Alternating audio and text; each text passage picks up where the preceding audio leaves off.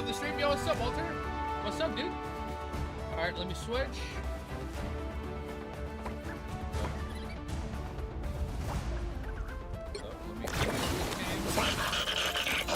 Hold up. Hi, Ellie. What are you doing? Yeah, I know it's way too loud. I know it's loud. I got you.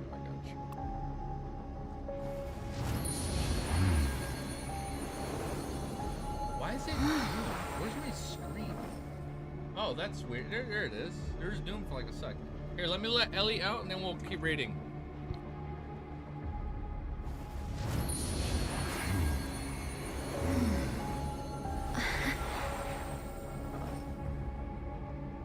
Say bye, you sleepy dog.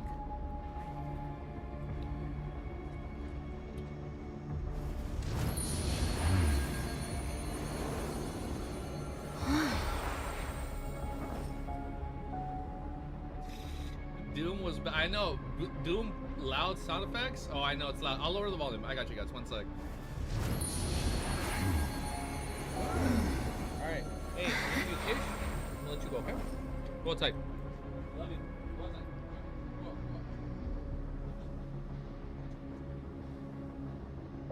Go. Oh, yeah, I know the audio was definitely a little loud. Dagger, you are man of culture. I like Dagger. It's pretty cool. You can like switch between like DPS and healing. I think it's pretty cool. Hold on, let me show. Look, hold up. Before we play, before we read, it is way too loud. Whoa, what are those sound effects? Are we eating good? We are eating good today. We are eating good. All right, let me exit the game. Exit. Just exit. No need to take a survey. Let me put my mic a little bit closer. All right, we're good. I'm expecting to stay at 75 XP, but get beat on the leaderboards by people get 75 XP later. We're gonna win. We're winning the leaderboards, bro. There's some loud music. Yeah, I know. The music was really loud, man. Because before I was streaming, I was hearing music. Dude, when I'm gaming, I have my speakers max volume, bro. It's like 100%. I got my bass. It's just bouncing, it's bopping and booping. But then when I switched to my mic, I'm like, I didn't realize it was still pretty loud. But we're good. Muted? No, we're not muted. I'm okay. They did add EXP to mobile too. Oh, no way. That's cool. You guys got on mobile now? A little loud. Hold up. Lower this. We nice? Bet. We're nice? All right. Hold up. Play Triple Killer while I set up. Hold up. It is what I was listening to right now while I was gaming. In the meantime, though, let me get the playlist ready. Not that playlist. Let me get the chapter ready. Oh my goodness, I'm running out of storage. Okay. We're good, though. We're still good. All right, let me open up the chapter. Give me a sec. Let me find it. Lord of the Mysteries. Open.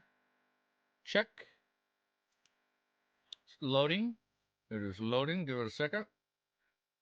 Yeah, there's so much purple on stream. Yeah, there's a lot of purple. I'm seeing a lot of purple in chat today. Still loud, by the way? Wait, what's loud? My voice or the music? What's loud? It's the game audio still playing? No, I just closed it right now. Oh, the game audio. Yeah, the game. I have to go in setting. You have to go in setting and lower it. My bad. Okay, I got this ready. Pop out. All right, I got chat here. Let me just open up my notepad. Okay, I got notes ready. Notes are open. Okay. Our awesome intros right there. Okay. We're good right here. All right, let me organize. How many chapters? I think we're gonna read like another 10 chapters, 20 chapters. Well, let's see how we're doing. I think we can knock out 10 chapters for sure. Hopefully, we read more. But let me quickly set this up. All right, I'm going to text the missus right now. Bila, we're busy. Bila, we're clocking in for a few hours now. Give me a sec. Let me just text the missus.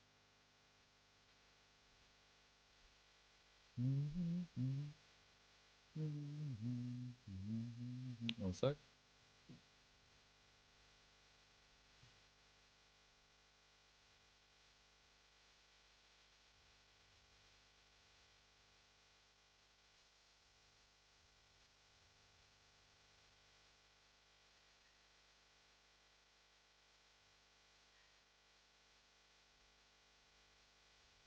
Okay, we're good.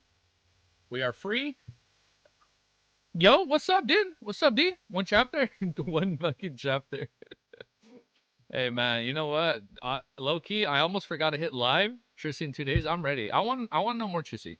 I want to see more Trissy. All I'm saying, man, I almost forgot to hit live because I was playing Marvel Rivals. After seeing Wiz and Volume 4, I can't wait to see reaction. Shit, man, don't hype me up, guys. Chill the fuck out, all right? Chill. Don't get me too excited, all right? Come on, come on. You gotta save it, you know? All right. I got this ready. All right, this is ready. Let me just put my playlist up here. Wrong playlist. We'll just play Elden Ring for now. Let's fast forward a bit. Right here. We're gonna start a recording. We hit recording. We're gonna see if we can time our intro perfectly with this song right here. Today, on this beautiful, you know, we did say classical this stream. We did say classical this stream. All right. We're gonna play classical music. I got you this stream. But as we're doing our intro, we're playing this in the background. Today, it is so loud. I apologize. We are going to be reading Lord of the Mysteries.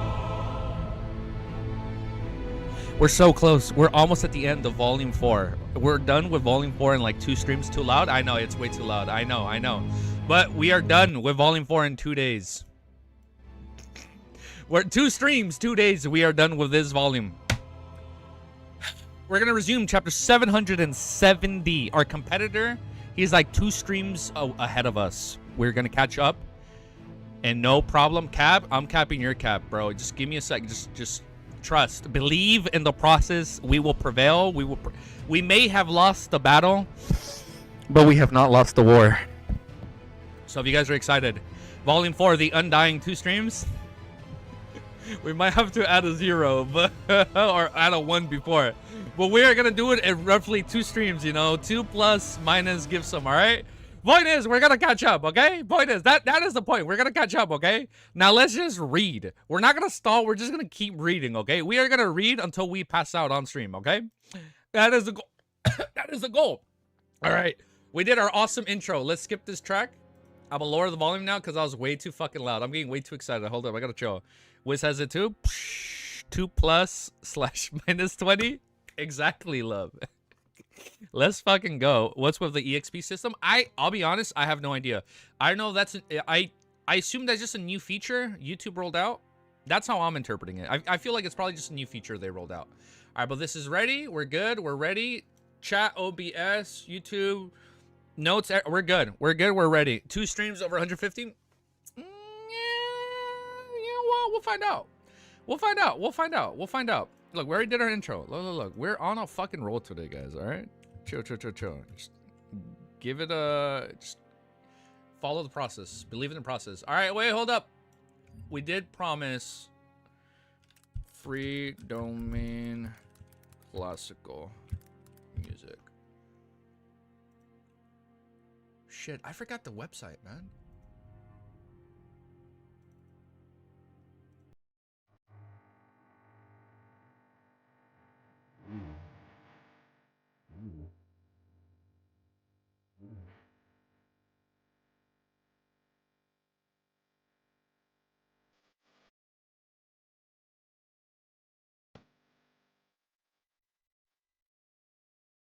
I think that's safe.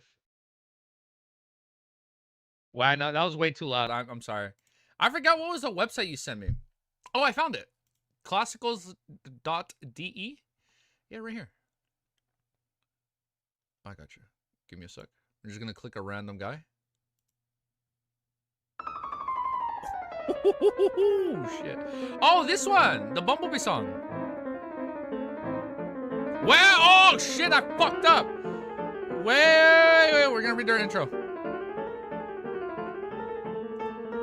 Okay, I lied. Hold up. Wait. This music is so fucking loud. Hold up. This shit is so loud. Okay. Yeah, that was way too fucking loud. Alright, let's just redo this bad boy. Alright, Bumblebee. Alright, well, hold up. We gotta redo our intro. We actually messed up. Tom and Jerry has music. We actually messed up our intro. You guys ready? Easy. Wait. Bullseye. I'm not supposed to read the bullseye easy part. That's what he told me. All right, honorific name: the reader who stalls for eternity, the tamer of beasts and dogs, the one who farms LOTM. Easy Geeky is your host today. That is our honorific name. All right, chapter 770. A child should act like a child. I feel okay. Mr. X is looking for people with abnormal luck. Above the Great Fall, Klein ruminated over the information Miss Justice had provided. In an attempt to analyze anything of use, after thinking to no avail, he decided to approach it from another angle. He first recalled that people who had abnormal luck around him to see if there were any connections, and now the music just stopped for a reason. I don't know why it stopped. Oh, okay. Wait. Let me just play like a... Hold up. Wait. This music is way too many bops and boops in this song for Lord of the Mysteries. Let me just...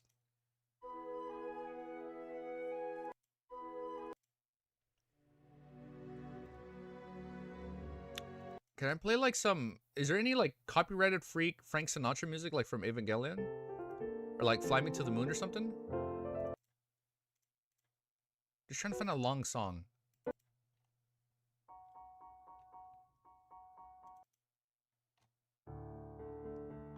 No man, play Bloodborne.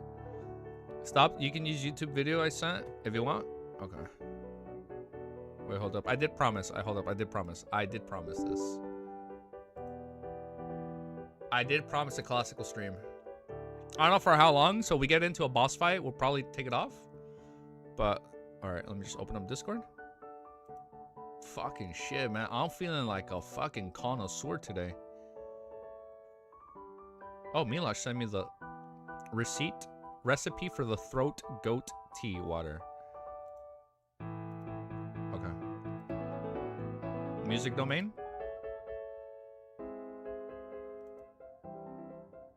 Oh, full piano cover.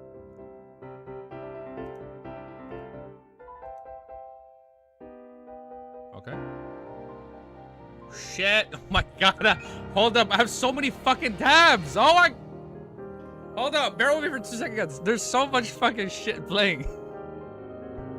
It's fucking around. Hold up. What the fuck did you just say, Easy? What did I say? Oh, it's a recipe. It's a recipe. It's a tea recipe that you guys sent my way. Where the fuck is my tab, dude? Hold up, I'm trying to...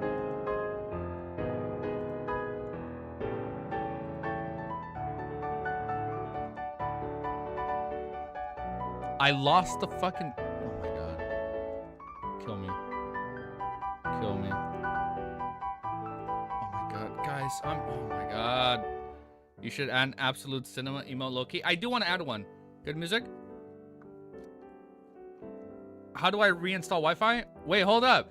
I can't find the fucking... Oh my god. Where is that music coming from? Oh, I found it. Holy shit.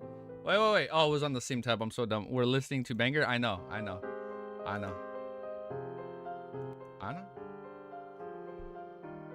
I play this?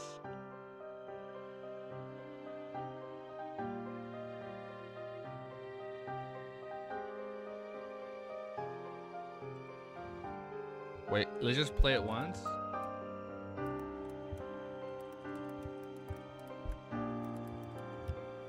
He really... I was losing control for like 2 seconds. The ritual was rigged? I know, I was losing control for like 2 seconds, man. Holy shit. Just gonna let it play. So this song is gonna be our test stream. This one right here. Alright, what is a good atmospheric music that we can play for this? Oh, let's play some Beethoven. I need more XP. Drunken ending song? I know. I want to play this shit on stream the whole time. Fuck, man, such a good song. Beethoven. I want that crown. Oh. Okay, let's play some, let's hear some fucking Beethoven today. Damn, okay, we're hearing Beethoven today. All right, guys, get your tea. It's fucking tea time. It's fucking tea time. I'm spitting. Too loud, I ate it. Wait, hold on, it's actually too loud for me. Let me lower for you guys a bit. I think I played this piece before. No shot. I have a piano right here that I haven't used in over a year because my plug-in thing, my cord ripped. So I do need to find a replacement. I'd be down to just learn the piano stream. Where are you playing from? Not all classical is good to play. It's from the classical D. No, it's from the playlist. It's from the website that you sent a long time ago. Classicals.de. I know you also linked it again. But we can play this song for now. We'll just leave it playing for now. We'll see how it goes. Yeah? Yeah, no, it's from that website. All right, after thinking to no avail, he decided to approach it from another angle. He first recalled the people who had abnormal luck around him to see if there were any connections. The Fog Sea's strongest hunter, Anderson Hood, counts as one. Dr. N. Series is another, Both of them were affected by one of the Snakes of Fate. Angel of Fate Ouroboros was one of the creators of the Rose Redemption. The secret organization supports and believes the true creator. The Aurora Order is equivalent to the true creator's church. A series of circumstances surfaced in Klein's mind as he quickly came to a conclusion. Too quiet, by the way? Okay, I got you. It's a little too loud for me, so I'm gonna lower it on my end first. This is what I'm gonna do. I'm gonna lower it on my end, and then I'm gonna raise it right now for you guys. Give me a sec. Then I'm gonna raise it for you right here.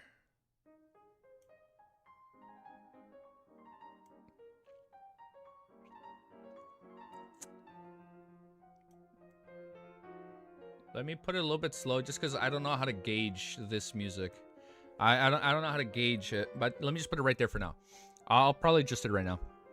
If it's a little too quiet, I do apologize, but I just want to gauge and see how it spikes. All right. The Aurora Order is equivalent to the True Creator's Church. A series of circumstances surfaced in his client's mind as he quickly came to a conclusion. This Angel of Fate Ouroboros attempts to search for the Snake of Fate, Will Ossipton. He is driving the members of the Aurora Order to help him find the Snake of Mercury, Will Ossipton. And this implies that behind Mr. X, there's a king of... Wait. How does he come up with that? And this implies that behind Mr. X, there's a king of angels existing somewhere in Backland. Okay. Under such... I'm sorry, are we fighting a king of angels this volume? There's no shot, right? Under such circumstances, assassinating Mr. X will be equivalent to having a death wish. It's no wonder Mr. X doesn't care about the uniqueness of Backland. The official factions would at most imagine that he has a saint backing him, And the official Doisers, the Aurora Order has only 5 saints. This way, they would respond in the wrong manner. After Klein made the judgment, the first thought he made was to decline Miss Magician's request, and also to warn her to not provoke Mr. X. If it wasn't because sounding the alarm might affect Snake of Mercury, Will Ossipton, while the Church of the Evernight Goddess clearly has records of Dr. Aaron Cerise' bout of bad luck, Klein would have gotten Miss Magician to report both the Angels of Fate and Ouroboros and Mr. X to a particular church.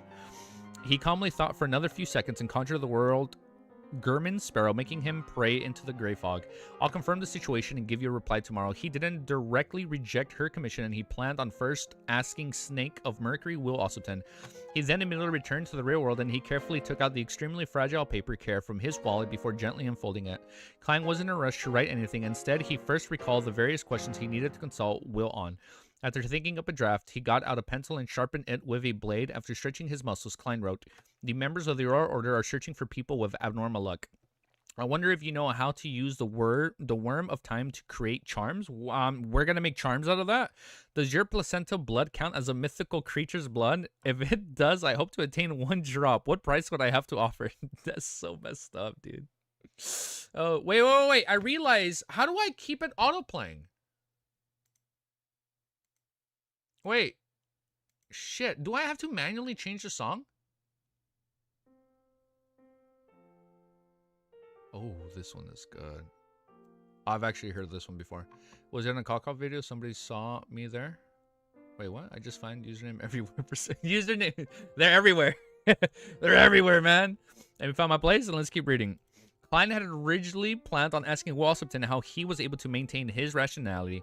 Oh, you know what? Yeah, if Roselle was going crazy, how the hell is Will still so rational?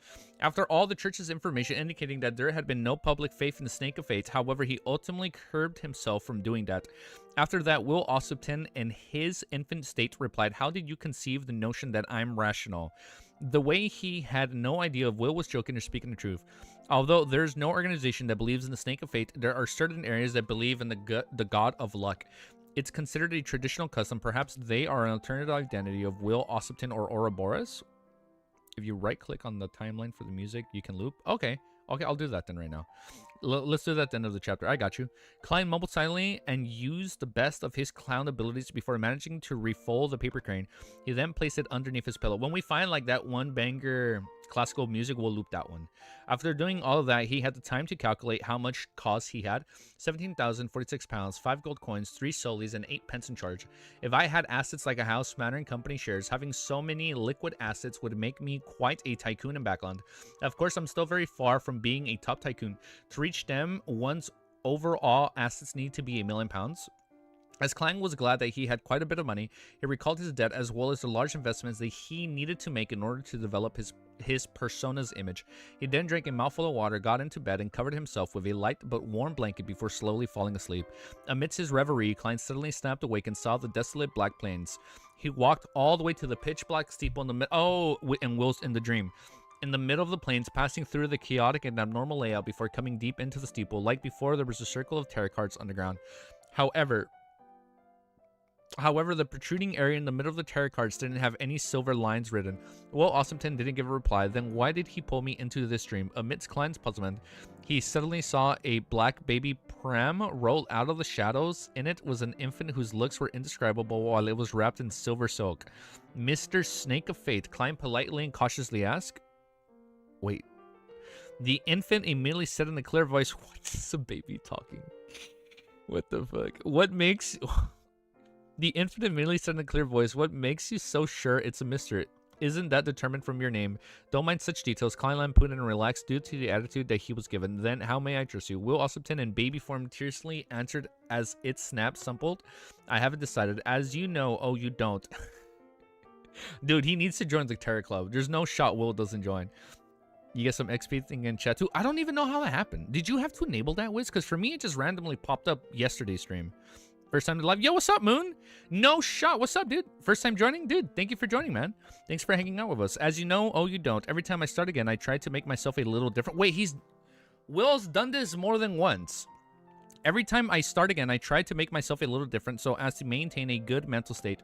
A child should act like a child while they're a child. He would see through clients instantly. No, it just showed up one day in chat like 2 weeks ago. Oh, yeah, it was completely random, right? Okay. Klein's heart stirred when he heard that. Is this the way the monster pathway maintains his reasoning so as to resist madness? In the Black Prime, Will Ossipton replied briskly, yes, every beginning washes away from the madness. However, it still needs certain anchorings from faith. Otherwise, I wouldn't be able to maintain my state as a sequence one for too long. Compared to before, you're becoming more and more knowledgeable. Oh, apart from anchoring oneself with fate, there are other ways to resist the madness. However, restarting is clearly an ability of sequence one snake of fate of the monster pathway. Other Beyonder pathways aren't able to emulate that. Mr. Zik is constantly losing his memories and repeatedly finding himself. Does it also involve the same concept? Klein nodded in thought as he made every second count by asking, I suspect Ouroboros is searching for you through the Aurora Order members. Will Ossipton scoffed. I've been playing hide and seek with him for a very long time. He isn't good at such matters. It's quite obvious that he doesn't have a childhood. Every time he restarts, he grows up besides the true... What the... Found you when the Ultimate Challenge first came out. You're the only one I can find would read the chapter. Yo, what's up, J bro? Yo, Wiz also reads it right here in chat. Yeah, right now at least we've been been reading it like pretty like daily. Wait, so he grows up alongside the true creator? Every time he restarts, he grows up besides the true creator. He lacks the psychological appearance of the different stages in life, causing him to be very crazy at times, but of course he doesn't mind. I did inform Ricciardo to use the die of probability in certain places and leave marks. This will mess up the Ouroboros' judgment. He will soon leave Blackland once again. What? This means that there's still a chance of assassinating Mr. X? Shit, dude. It's gonna be such a high fight, dude. That means there's still a chance of assassinating Mr. X. When the time comes, I'll divine the level of danger above the Great Fog. Klein didn't continue the topic as he asked, do you know how to use the Worm of Time to create charms? Well, actually, now that you say, we do. Will Ossipton didn't directly answer and instead returned with a question. You obtain a Worm of Time from the Palaz Zoroist. How did you know? Klein was taken aback as he asked. He wasn't surprised that Will Ossipton had managed to mention the origins of the Worm of Time. After all, there weren't many demigods in the Marauder pathway who could create avatars, but why hadn't he assumed that was Blasphemer Amon? The latter could also leave behind a Worm of Time? Will Ossipton smiled and said, Palaz Zoros isn't in good condition, and he had to parasitize your former colleague. Ah, right. Your former colleague was investigating Sherlock Moriarty, and he had entered my house in the middle of the night. I sensed that there was something problematic about him and gave him a short period of bad luck, causing him to encounter other demigods hidden in Backland. And when he was in danger, Palette Zaros had taken action. It would have been fine even if it hadn't taken action. It's only a prank. I couldn't give your former colleague sufficient good luck at a critical moment. Leonard is investigating Sherlock Moriarty. The grandpa in his body is called Palès Zaros. So his first name is Palès. Is that new? We know he's a Zaros descendant, but no. The descendant was from Gurzel's travels. We knew he was a Zaros member, but was Palès mentioned before? That I don't remember. Klein frowned slightly, unsure when the problem stemmed from. Will Ossipton continued. The creation of the Worm of Time charm isn't too difficult for you. You can pray to the uniqueness trait about you and the uniqueness trait about you? I want to slurp Zaros. No comment. Okay, so this is the new real. So that's his new name. That's his new name. So his name has been revealed as Palaz or Palez. Man, these names are getting harder, man. Palez Zaros had taken action. All right. Will Ossipton continued. The creation of the Worm of Time charm isn't too difficult. You can pray to the uniqueness trait about you and use a compound of mercury and pure silver as a medium to draw the corresponding symbols. It is not too difficult. Pray to the Fool. That's right. The mysterious space above the Great Fall clearly has a form of attraction to the Marauder pathway. Whoa. Klein was thrilled as he felt like he had grasped something. Is that why Amon was, I guess, drawn to the Fool? At this moment, Will smiled and added, "As for what the corresponding symbol is, I've no idea." What a huge reversal. Klein couldn't help but twitch the corners of his lips. When he noticed that Will Ossipton wasn't speaking any further, he hurriedly smiled and said, "There's another question about your placenta blood." Before he could finish the sentence, Will suddenly opened his mouth and let it cry. Wah? He began wailing like a real infant. Can't we talk normally? Klein froze on the spot. He fucking made a baby cry. If he hadn't already confirmed it, he would have suspected whether the entity before him was a sequence one. The president of the Life School of Thought. All right. I just wanted to ask if the blood of the mythical creature, Klein said as he raised his hands midway. Will stop crying and said with a laugh, "Of course, but I'll swap it ahead of time. Otherwise, everyone will die on the spot." Wow, like Waluigi. Wait, what? Wait. Of course, but I'll swap it ahead of time. Otherwise, everyone will die on the spot. I'm sorry. He's throwing a tantrum, but I don't get this part. Otherwise, everyone will die on the spot. What does he mean by that? The placenta? Otherwise, everyone will die on the spot. He paused for a moment before saying, "If you can give me something suitable, it's not impossible to give you one drop. All right, goodbye." Just as Will Ossipton said that, Klein felt the steeple shake as his dream rapidly shattered. Soon he woke up.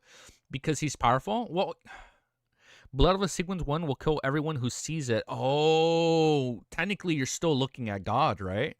Oh, like the blood alone? I thought once once you come into physical contact with the blood, then it's like that's when you die.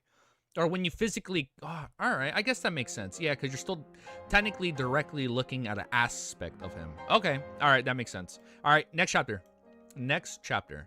Fate Siphon. All right, timestamp. All right. Sorry if I am kind of a little out of order place since this is our first time actually like hearing classical music on stream. My brain is not used to this. I'm still adjusting. I'm still adjusting to the music. I'm gonna lower the volume a smidge, just a little bit more. Give me a sec.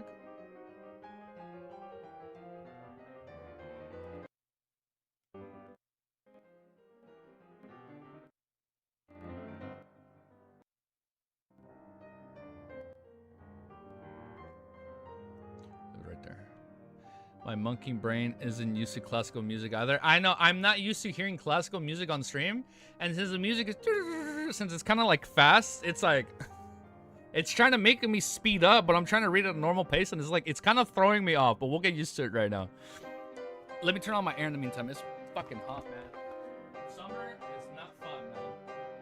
I'll be honest, summer is not fun. Summer is so fucking hot. I need to go find an additional fan to hook up behind this lamp stand and just have it like pointed in the back. I sent a good orchestra one. Okay. Well, hold up. Right now, I do like this playlist. I'm not gonna lie. I do like these tracks. I see username, orchestra collection, royalty free. Oh, this one.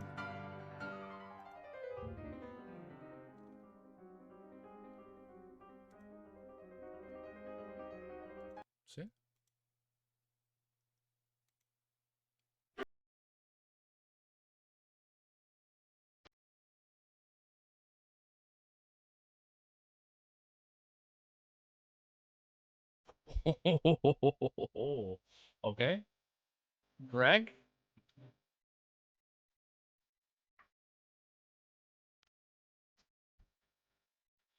Fun, Greg. I like this one though. I'm not even gonna lie. Oh, holy shit, man! I just got PTSD. I don't know how old you guys are on YouTube. Have you guys seen this video? I'm sorry. This is the only time where you can say I'm stalling. That song just invoked like a core memory in my brain from YouTube.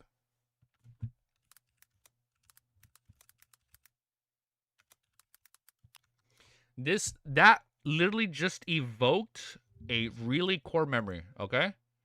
All right. Just trigger warning.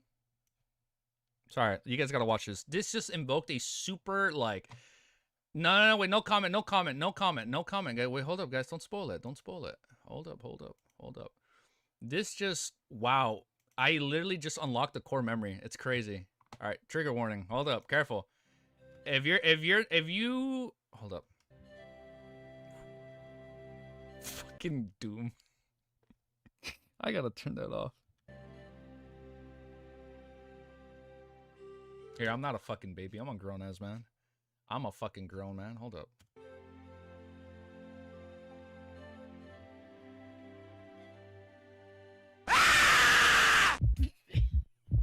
Yeah. That's so fucking loud, dude. All right. Oh shit, dude. That still got me, dude. Oh man, that's a classic. That's a fucking classic. Holy shit, dude. That is a fucking classic. Oh my goodness, man. That just like I still jumped, bro. 19 years ago. Look at that. I just unlocked a core memory from fucking 2006, my guy. Wait, no. This was upload. How long has YouTube been around? What? YouTube was not in 2006. I do remember watching this video like way back in the day, man. Damn, that's crazy. Damn. All right, let's keep reading. That's wild. Core memory just I still jumped. I will never get over that. Oh shit. YouTube is from 2007. Dude, I remember watching that like early YouTube days. That was like some man. That's crazy. I've been using YouTube since like its infancy. Yeah, damn, that's crazy. Yeah, cuz say that was uploaded in 2006. I do remember watching that shit when it went up. All right, let's keep the classical music playing. Look at that. Just hearing that reminded me of that scene, even though it technically wasn't the same track. All right, but now let's keep reading. Lower it a bit. Dun. Wow, this is actually way too loud. Fuck, man. Why can't I adjust to this?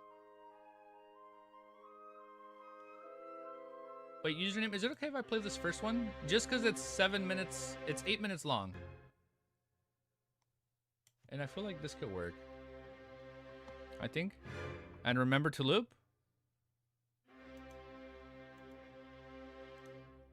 Oh, I see it. Loop. That's fine? Okay.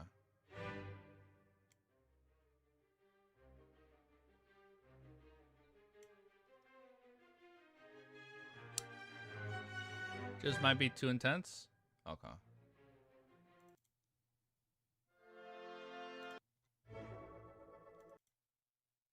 Oh my god, I'm struggling, man. Not that one.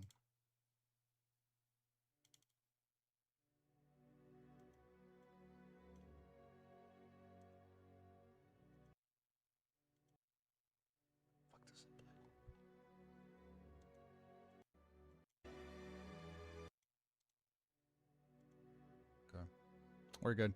You decide what to play. I know since I haven't heard none of this, it's kind of hard for me to like pick something a little bit. Yeah, so I do apologize. I feel like I should go through all the tracks off stream and then just have the ones I like ready. I think that's what I will try and do. All right, but let's get back to reading, and we're good. We'll keep this open. All right, next chapter. I realized I turned off this. Okay, we're good. We're at 771. Wow, I'm sorry. I feel like I'm really slow today. My bad. I apologize. All right, chapter 771 is called Fate Siphon. What item would a snake of fate be interested in? Climb slowly. I'm gonna raise this all the way up. Klein slowly sat up and leaned against a pillow. He thought for some time and decided to consider it at a later date. After all, he was still at least a month away from Will Ossipton's birth. He could also leave the question for the Hermit Cat Lee and Queen Mystic Bernadette, who was backing her, to rack their brains over. Of course, Klein did eliminate the possibility of Will Ossipton's sudden choice of having an early birth. He slowly turned his attention, creating a Worm of Time charm. According to Will Ossipton's expedition, had most of the conditions required, but he was just short of the corresponding symbol. Pray to the Fool and use the powers of the mysterious space above the Grey Fog. I wonder if a symbol corresponding to the Marauder pathway would work. Even if it does, I don't know what it is, unless I pulled a Marauder above the Grey Fog and let the high back chair produce a corresponding pattern. As Klein thought about the details, he suddenly had an idea. In that case, perhaps you could try the symbol behind the Fool's chair. It was a pupilless eye, a symbol representing concealment, and the contorted lines that represented change. I wonder if it will work. Divination won't be able to rule out its elimination, but I can predict if his attempt will be successful. Besides, even if it fails, it shouldn't be too big of a problem. After all, I'm praying to myself, even if the material were to be wasted in an experiment, it would enter above the Grey Fog and not be lost. With this in mind, Klein felt pumped. He couldn't help but get out of bed and try to experiment that very night. A material like the Worm of Time that left behind by the Marauder demigod at Amon's level still had its essence and level even if it was dead. When using it for a charm, it might not reach the level of an angel for various reasons, but it wouldn't be too far off. It'll be about the peak strength of a saint. If Klein succeeded, it would be equivalent to having an additional trump card. At critical points in time, it might give him an additional life, so how could he not be excited for the experiment? I can only stir some of the powers of the mysterious space above the Grey Fog. The level of the Worm of Time charm will likely drop a little more, but regardless, it will definitely be like the 9th flaw given to me by Admiral Miras. If I use the Blatherer's aura to create a high-level charm of the Devil Domain, it will likely be at the level of a 9th flaw. Unfortunately, I wouldn't be able to pray to the dark side of the universe. Klein wore his pajamas as he stood barefoot. He took 4 steps counterclockwise on a thick carpet and chanted the incantation before entering above the Grey Fog. Sitting at the Fool's seat at the end of the long bronze table, he conjured dark red fountain pen and yellowish-brown goatskin. He wrote the corresponding divination statements. The charm I'm about to begin making will be successful. Unwinding the spirit pendulum from his wrist, Klein held it with his left hand and entered the state of cognition. After repeating the divination statement 7 times, he opened his eyes and saw the topaz spinning clockwise at a rather slow speed and ordinary amplitude. This means that it will succeed, but that begs the question, will it successfully verify that symbol I use it's effective, or successfully verify that it doesn't work? As an experienced seer, Klein attempted to interpret the revelation, but he failed to obtain any confirmations. Yo, what's up, dude?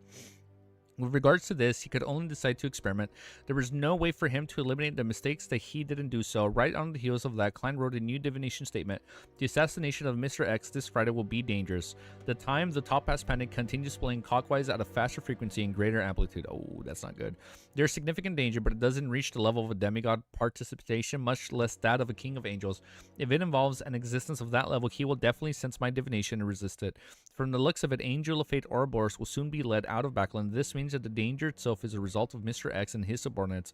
It's within the limits of what I can handle as long as I don't make a what? Mistake. The chances of success are pretty high. Klein made a judgment, put down the pen and paper, and returned to the real world.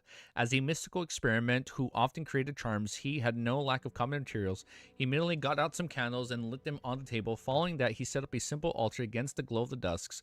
He then used a piece of silver to draw out the combined symbol that represented the Fool. As Klein didn't know what path numbers the Fool represented or what magic labels there was, he could only ensure that both sides remained equal. According to the books of the charms he had read, these would similarly satisfy the rules of the mysticism, but the corresponding might would be reduced. The chances of failure would rise because the existence that one was praying to could consider it to be irrelevant and not pious enough. Of course, it wasn't a problem for Klein since he wouldn't reject himself. After completing the act, he rejects himself. After completing the act of carving the symbol, Klein found a metal bottle and used his spirituality together with a container, and he then poured the mercury out and filled the carved out pattern. This time he decided to compete only the front side from now. He would then summon himself and respond to himself. He would then bring the worm with 12 translucent rings back to the room and then place it on the silver sheet. After doing all this, Klein adjured the altar and took 2 steps back. He then said an ancient Hermes, the fool that doesn't belong to this era. Following the process, he completed the necessary steps before taking 4 steps counterclockwise and entered the space above the Great Fog. After imbuing himself with the Black Emperor card, he used his spirituality to stir the tiny amounts of power above the Great Fog to respond to the prayers. With the surging energy poured into the circle of light, Klein didn't hesitate to return to the real world. Yo, what's up, dude? OG, man, it's been a while, man. How you doing, dude? He saw the altar that had turned dark and gloomy, as though there were countless secrets hidden, and the silver sheets already floated up, fusing with the worm of time's corpse. Klein took 2 steps forward. Yo, what's up, man? It's been a while. I haven't seen you and Romero in a cool minute, dude. Hope you guys are having fun, man. Klein took 2 steps forward, flipped the silver sheet around. He then filled a carved symbol on the back of the Mercury. Yo, what's up, man? As the lines lit up, they effused a hazy luster. Klein rapidly retracted his arms and saw the luster grow richer. He then enveloped the silver sheet and the worm of time's corpse inside. Suddenly, the darkness around the altar distorted as the entire space seemed to turn. About OG was here yesterday? Actually, no, I lied. He did say what's up. Yeah, you're right. My bad. I was testing you guys. To turn out normal, this change dispersed as fast as it came. The charms filled with... I was there last stream. No, wait, no, dude. OG, don't do that, dude. No, I know. I was joking, OG. No, I know you were here yesterday, dude. Thank you, man. Yo, what's up, man? Someone's wallflower? I remember someone. Liv, Gio, OG giving money. He's like, now you remember me? No, I remember you, OG. My bad. It succeeded. It really worked. His Klein was delighted as he hurriedly picked up the charm. He found it cold and touched as if he was touching snow. We love it. Man, see, I love it when I hang out with you guys. It's always fun to read like this. Regardless of the resulting effects of the charm, just its information had meant success. Klein had once again obtained a high-level charm at the demigod level. He busied himself again, bringing the completed item above the Great Fog. He then used a dream divination to figure out how to use it.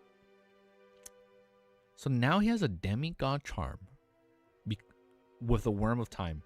The charm, which was in the shape of a black crystal card, The charm, which was in the shape of a black crystal card, had only one effect, but it's highly potent. It was to siphon. Oh, so that's why the chapter's called Siphon. Fate Siphon Charm Goaded. That's why this chapter was called Fate Siphon. Got it. The charm, which was in the shape of a black crystal card, had only one effect, but it was highly potent. It was to siphon off the luck of others, and not to be precise, it was to graft fate. A part of the target's fate will be grafted onto the user.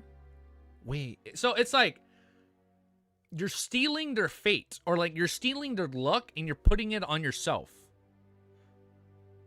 Damn, what the? That sounds kind of broken. What? Go to charm indeed? Wait. You're not fated to... This... The simplest situation would be when an enemy is about to kill me, I'll use a charm siphoning off his fate of surviving, as well as grafting the fate of impending death onto them. Then the situation will be developed into him clearly succeeding, only for him to die. It does match the Marauder's Pathway usual traits, but it's more sinister and terrifying. It's going from stealing wealth to stealing fate. If the Worm of Time were alive and I was able to fully employ the powers of the mysterious space above the Great Fog, this charm might even point towards the domain of time. Whoa, wait, hold up. This is getting too deep. Too big. Wait, hold up. I'm failing to understand this part. This charm might even point towards the domain of time. As Klein thought, he felt a sense of fear. If it wasn't for the assistance of this mysterious space had given him by obstructing and purging things, he had no way to deal with the Worm of Time. Now it's the time. I can't call it a Worm of Time anymore. I'll just call it Fate Siphon. Klein once again got busy as he brought back the Fate Siphon charm to the real world. After dealing with the traces of the ritual, he gravely placed the high-level charm into the iron cigar case, putting it together with a Zix copper whistle as the center gold coin. He then sealed the isolated the case with a wall of spirituality. Being in a good mood, Klein didn't feel sleepy. He drew the curtains a little and allowed the crimson moonlight to shine it, illuminating his room with tranquility and silence. While he enjoyed the scenery, he suddenly saw a figure sneak out from the Member of Parliament Motch's house as he approached amidst the shadows. It was none other than Hazel Motch. She once again headed for the sewers, removed the manhole, climbed down, and didn't forget to close the door. Why is she always heading into the sewers? It's not like for her to be heading to other areas from her to act like a superhero in a mysterious world. After all, each trip doesn't take her more than an hour. Unless she has very reliable intelligence, it's difficult to achieve anything. Besides, this will make it easy for her to be caught by the official Beyonders. Together with the scene provided to me by her road, she's likely finding something, huh? It's very easy for her to encounter danger if she keeps heading into the sewers. Klein stood behind the curtain gap as he observed what was happening under the serene night. He didn't attempt to warn Hazel or to let the wraith possess her, her understand the dangers of the beyond world. Firstly, this was because he had quite a subjective view that Hazel's sense of superiority was due to result of her lacking knowledge and mysticism. She couldn't be sure. Secondly, he wasn't sure how she would obtain the beyond her powers in the mystical item. Warning her out of gratitude for her kind deed early would easily attract unwanted attention or even trouble. After joining an evening of peace, Klein returned to the bed and slept till daybreak. Before Richardson entered, he turned into Gurman Sparrow and prayed to the Fool. I accept the mission, but regardless of the outcome, I want the stone of the bracelet of yours, as well as the ability to use the spellbook of yours from time to time. If it exceeds, all spoils of war will be mine. You can only take the target's head. If required, you will need to provide assistance. Okay, assistance? That sounds pretty hype. Tag team? Next chapter? We're going straight in the next chapter? Okay, I like this song, but let's try another one. This one, I'm feeling pretty good about that song. 24 minutes. 34? Wait. 24 minutes. I'm not feeling this one. Are you guys feeling this one? Yo, what's up, dude? The more you yap, the more EXP. Keep yapping, guys. Keep yapping and you get more EXP. I don't know what you can do with that EXP. I sent something for you to look at in DMs, but right now.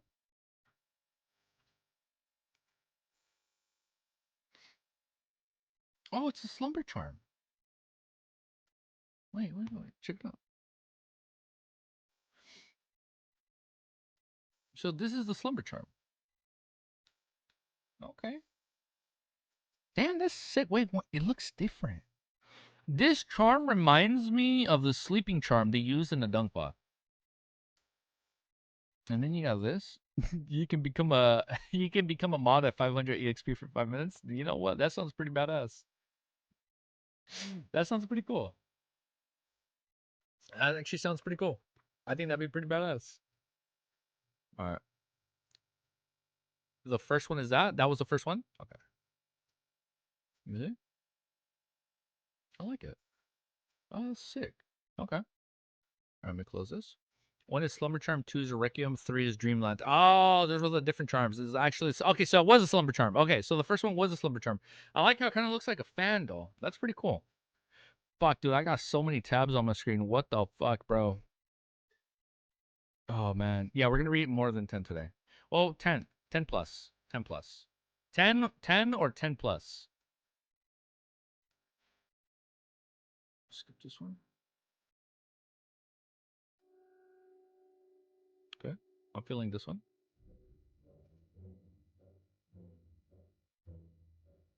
I'm feeling this one. Okay, I'm feeling this one. All right, I am feeling this song. So let's play this one as we update to 772. Chapter 772 is called Walter's Abnormality. He wants his stone from a bracelet and the right to use the layman's travelers for some time. How does he know that I have those two items? I don't remember mentioning it during the Terra gathering. After hearing Gerben Sparrow's response, Forrest was bewildered and rather shocked. It felt like he had seen through all her secrets. She tensed up as she quickly tried recalling how this information could have leaked. Aside from Teacher Shio and Mr. Full, no one knows that I have these two items, especially layman travels. I haven't even used it. Mr. Full, Mr. Worlds appears quite strange during the Terra gatherings. He never hands over Emperor Rizzo's tire pages, and he doesn't seem to put any effort into this, nor does he show any concern. He and Mr. Fu have a deeper connection. He obtains relevant information from him, a believer or a blessed. Force carefully thought over the matter. She grasped something, easing her horror from before.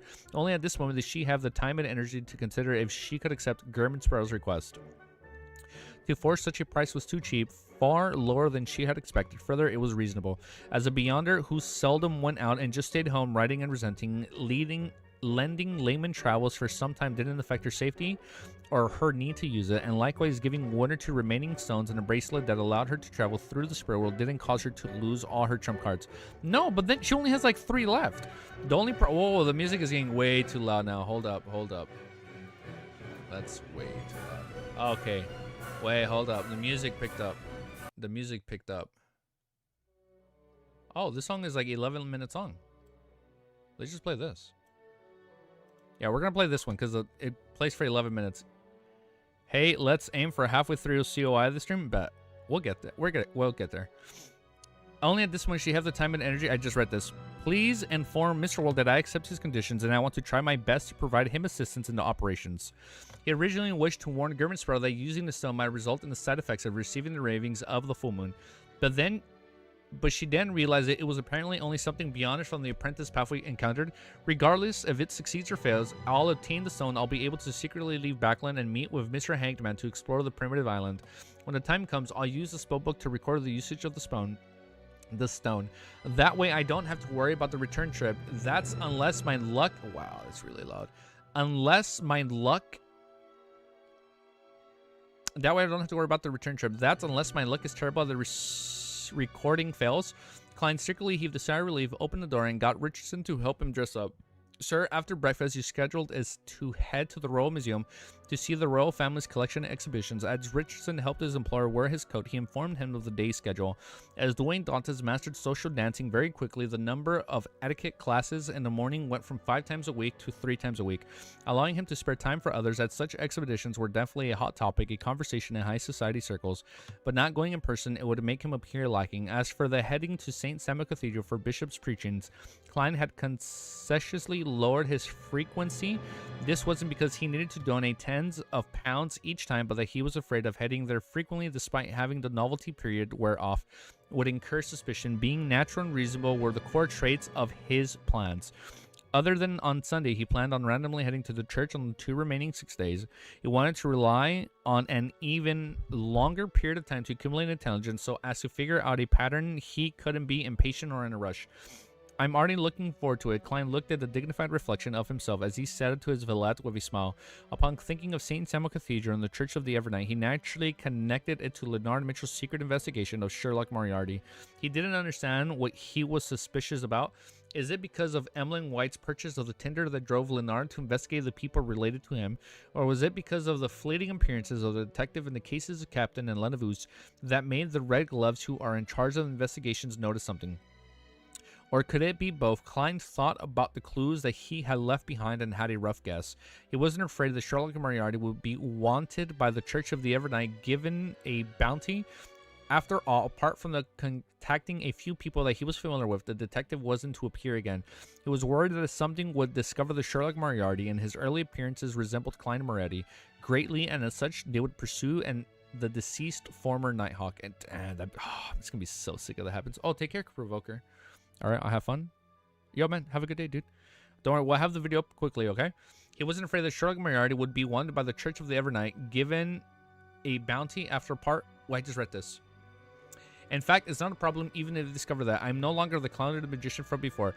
They are more than a handful of demigods searching for me, even with the high-ranking... Wow, that sounds so loud. Even with the higher-ranking decans of the church, there won't be any qualitative changes. Besides, Benson and Melissa truly are ordinary people. The church will definitely not involve them and disturb their lives. I wonder if they will claim the bereavement compensation back. Probably not, for there's no way they can explain it to ordinary people.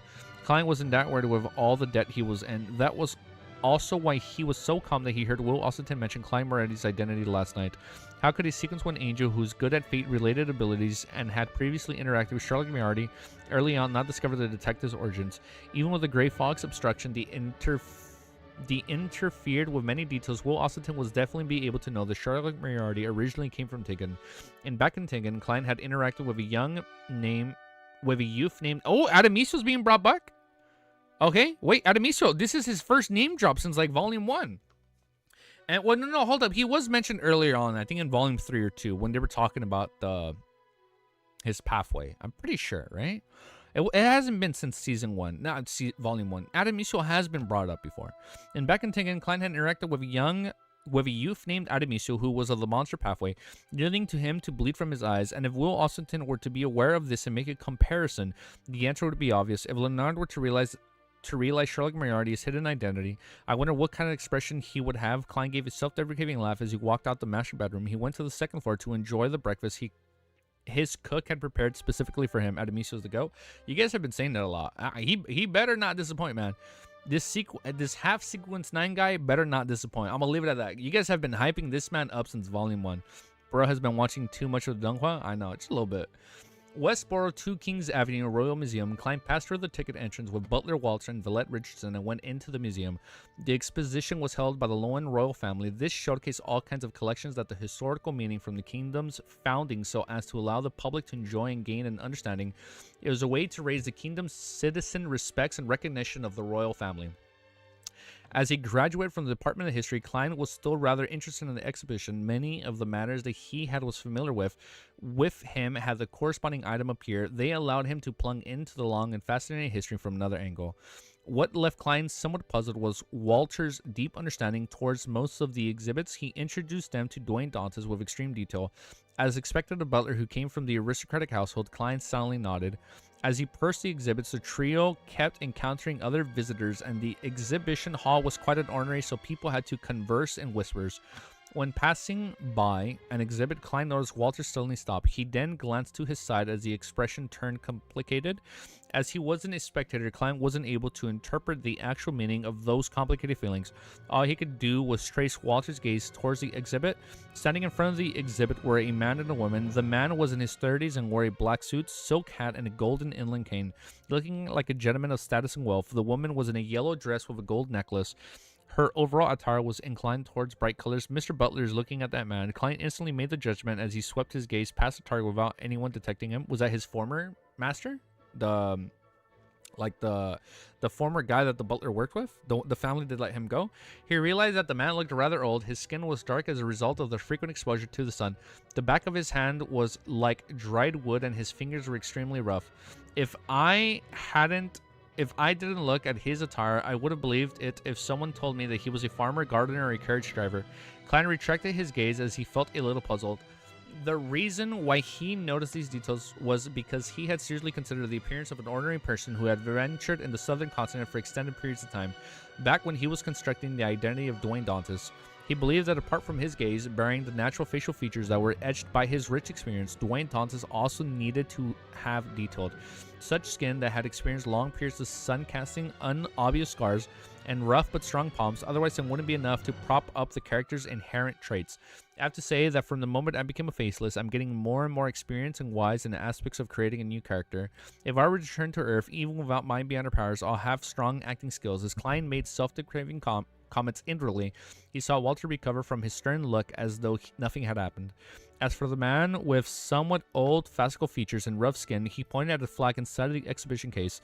This is the flag that the Earl of Hastings, Prince Harold Augustus, used during the White Rose War. Unfortunately, he perished in that war. However, his death was the turning point of the entire war and the reason why the Lowen eventually clinched victory. Look, the flag still had his blood. He's quite knowledgeable in the field of history. Klein's gaze swept towards Walter from the corner of his eyes. Though for 2 seconds and smiled, he approached the couple and interjected in a friendly manner. I never expected such a neglected tidbit of history would be known by someone else. I originally believed that the people's understanding of the White Rose War was only limited to Lowen's victory against Intis. Sir, I can't read this word. I sway the perceived public opinion. A true manipulator. I can't read this word. Sir, your eruditeness leaves me amazed. Leaves me amazed as well. To be perceived in front of his female partner, the man's expression turned from a wary one to a relaxed one. A gleeful smile appeared on his face. I'm just a person who likes history. He casually swept his gaze towards the servant on the gentleman in front of him as he suddenly frowned before easing his brows. There were remnant looks of puzzlement. Indeed, he knows Butler Walter. Klein smiled while maintaining his composure. Hello there, I'm a merchant from the Desi Dwayne Dantes. How may I address you? The man hesitated there. William Sykes, a land steward at a manor. Yeah, I've never read that word in my life. Klein history buff coming out. It is. It's coming right here. Like right here. This is where he gets his buff. And chapter 773, additional development. Okay, let's keep reading. 773. Fuck, dude, I need to make coffee. I actually need to fucking make coffee. I can already feel my yawnings coming in. I'm gonna leave for 2 seconds. I'm gonna make iced coffee. I'll be right back. Because I'm not gonna be yawning on stream. That's not good. Give me 1 sec.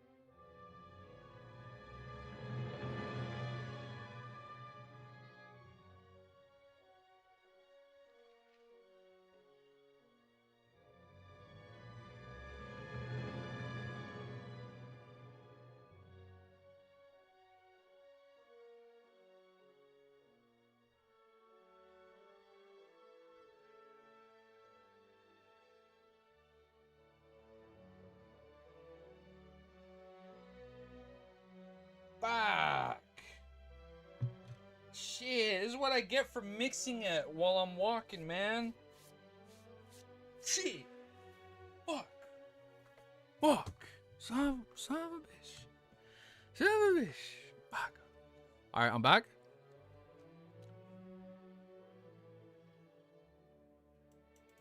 Let me play some Beethoven.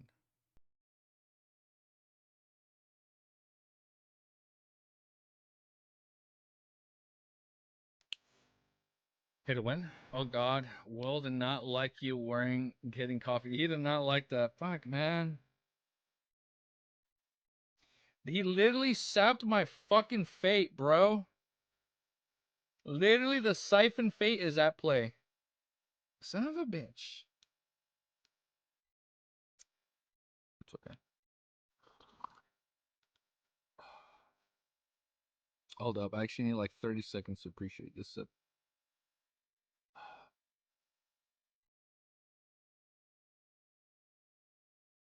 Oh, man. I'm like another person when I drink coffee, man.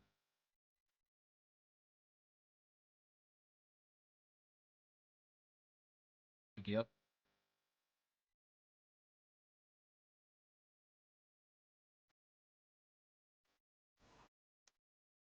Wait, are you? So we're sapping fate. Yeah, my bad. We're not sapping luck. Yeah, my bad. We're sapping fate. I apologize.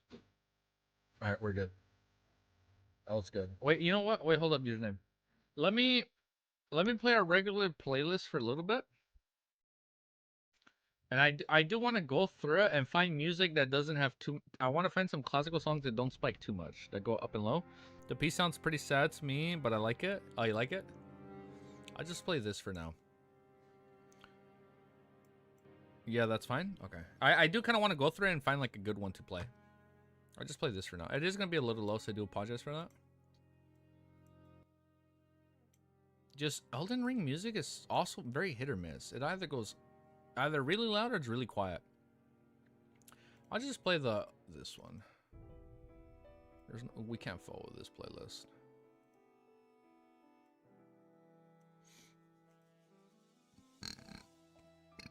Okay. All right, chapter 773 is called Additional Development. Let me get one more sip.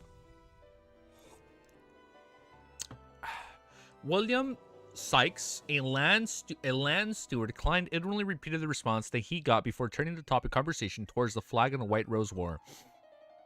After a short chat, he politely bade farewell and walked towards the other exhibits with Walter and Richardson. He continued his own tour of exhibits as though his encounter from before was completely trivial, a conversation that was purely coincidental. When it was almost noon, Klein, who had returned to his high-end four-wheeled carriage, looked out in the passing bicycles when he suddenly said, "Walter, you seem to know Mr. William Sykes." Walter solemnly nodded and said, "I once knew him when I was working for the Viscount Conrad's household." Ah. So it was from his prior work. He served a member of the royal family, the former Earl of the Lastings, Prince Essex. Oh, he didn't conceal anything as he decided William Sykes' background in detail, as he described his background. He was once in service of Prince Essex. He was living quite a good life after the prince passed away because of the great smog of Backland. I wonder what manor he's the land steward of. Perhaps he knows some secrets. Klein gently nodded and didn't probe further. He was wondering if he should find an opportunity to investigate William Sykes. If William Sykes really knows something, the royal family factions wouldn't leave him be. Or perhaps he is part of the faction. In short, investigating him will be a rather dangerous matter. There's no way to entrust this matter to Miss Magician, Emlyn White, or Miss Shio. Miss Sharon has the ability to do so, but this might result in destroying her peaceful life. The best solution is to use Hero Bandit Black Emperor. But the problem is that before stealing the Antigonus family notebook, my investigations of the Great Smog of Backland should only be superficial. I shouldn't alarm any or bring about any accidental changes. Klein appeared to admire the streets outside, but many thoughts were going through his mind. Oh, that sounds fun. A Diago for strings. Finally, he decided to hold back for the time being, but unwilling to affect the most pertinent matter he had present. After having lunch and taken a nap, Klein received the classes in literary appreciation until it was almost evening. After sending away his teacher, he was just about to head to the second story's dining hall when he suddenly heard the doorbell ring. Amidst the ringing, Klein saw Richardson immediately take a few steps forward to open the door. Standing on the outside were two police officers in black and white checkered uniforms. From their 1 sec. I apologize.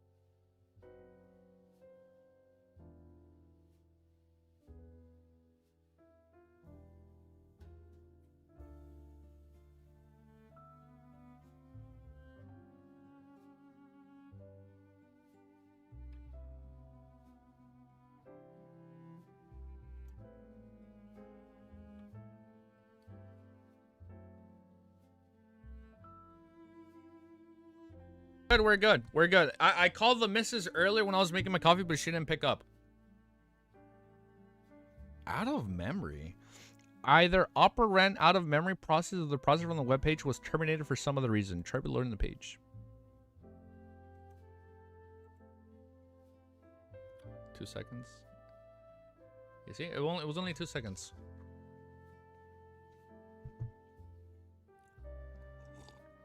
Because I called the missus when I stepped out and she didn't pick up, so she called me back right now.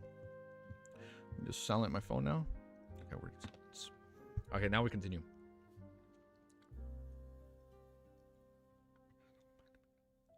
I forgot where it was. Okay, after picking up the phone call, we're just gonna read from up here because I did lose my place. I apologize. So wow, our reading is a little all over the place today. I do apologize for that. I had to get back into the groove. Finally, he decided to hold back for the time being unwilling to affect the most pertinent matter he had present. After having lunch and taking a nap, Klein received classes in literary appreciation until it was almost evening. After sending away his teacher, he was just about to head to the second story's dining hall when he suddenly heard the doorbell ring. Amidst the ringing, Klein saw Richardson immediately take a few steps forward to open the door. Standing outside were two police officers in black and white checkered uniforms. I'm sorry, I feel like this has to be the Nighthawks. From their equalettes, one of them was a high-ranking inspector while the other was a sergeant. Officers, how may I help you? Richardson asked on behalf of his employer. The high-ranking inspector was a thin man and had his black hair hidden under his peaked cap. His sideburns had a little color as he swept his gaze into the house before warmly saying with a smile, "I'm here for Mr. Dwayne Dantes. There's a case that involves him and his butler. What is it?" Klein slowly walked out of the door. "I'm Dwayne Dantes." After introducing himself, he asked politely, "Officers, how may I address you? If the matter is a little more complicated and needs more time, why not come to my parlor? We can discuss it over tea." Tea time? The other police officer, the sergeant, and an elegant lady. She was clearly interested in taking up the offer as she looked at the high-ranking inspector, awaiting the decision of her superior. Due to the Church of the Evernight Goddess, the Lone police force had plenty of female officers, but due to the other face in the prevailing trends of society, they suffered some form of discrimination when it came to the promotion and positions. They mostly did clerical work, and there was an invisible ceiling from their career development. The high-ranking inspector smiled and said, "There's no need for tea. No tea time? But we need to question your servants." He paused before getting to the main point. "Mr. Dwayne Dantes, do you have a person by the name of William Sykes? I got to know him this morning at the Royal Museum." Klein vaguely sensed that some sort of unexpected development had occurred as he asked, "Did something happen to him?" The high-ranking inspector wiped away his smile. "He's dead?" He wiped away his smile and said, "He's dead. He died at a hotel near the Royal Museum. He's dead." Klein didn't hide his puzzlement and shock. I just met him and he's dead. Had he already been targeted? The inspector nodded and solemnly said, yes, the cause of death is rather complicated and we aren't ruling out the possibility of murder. What about his female partner? Klein frowned as he asked. He had a female partner when I met him. The lady was his mistress when she left the hotel. William Sykes was still alive. This can be confirmed by the attendants of the hotel because they had later sent him red wine. The inspector simply shared the situation and said, after leaving the Royal Museum, where did you go?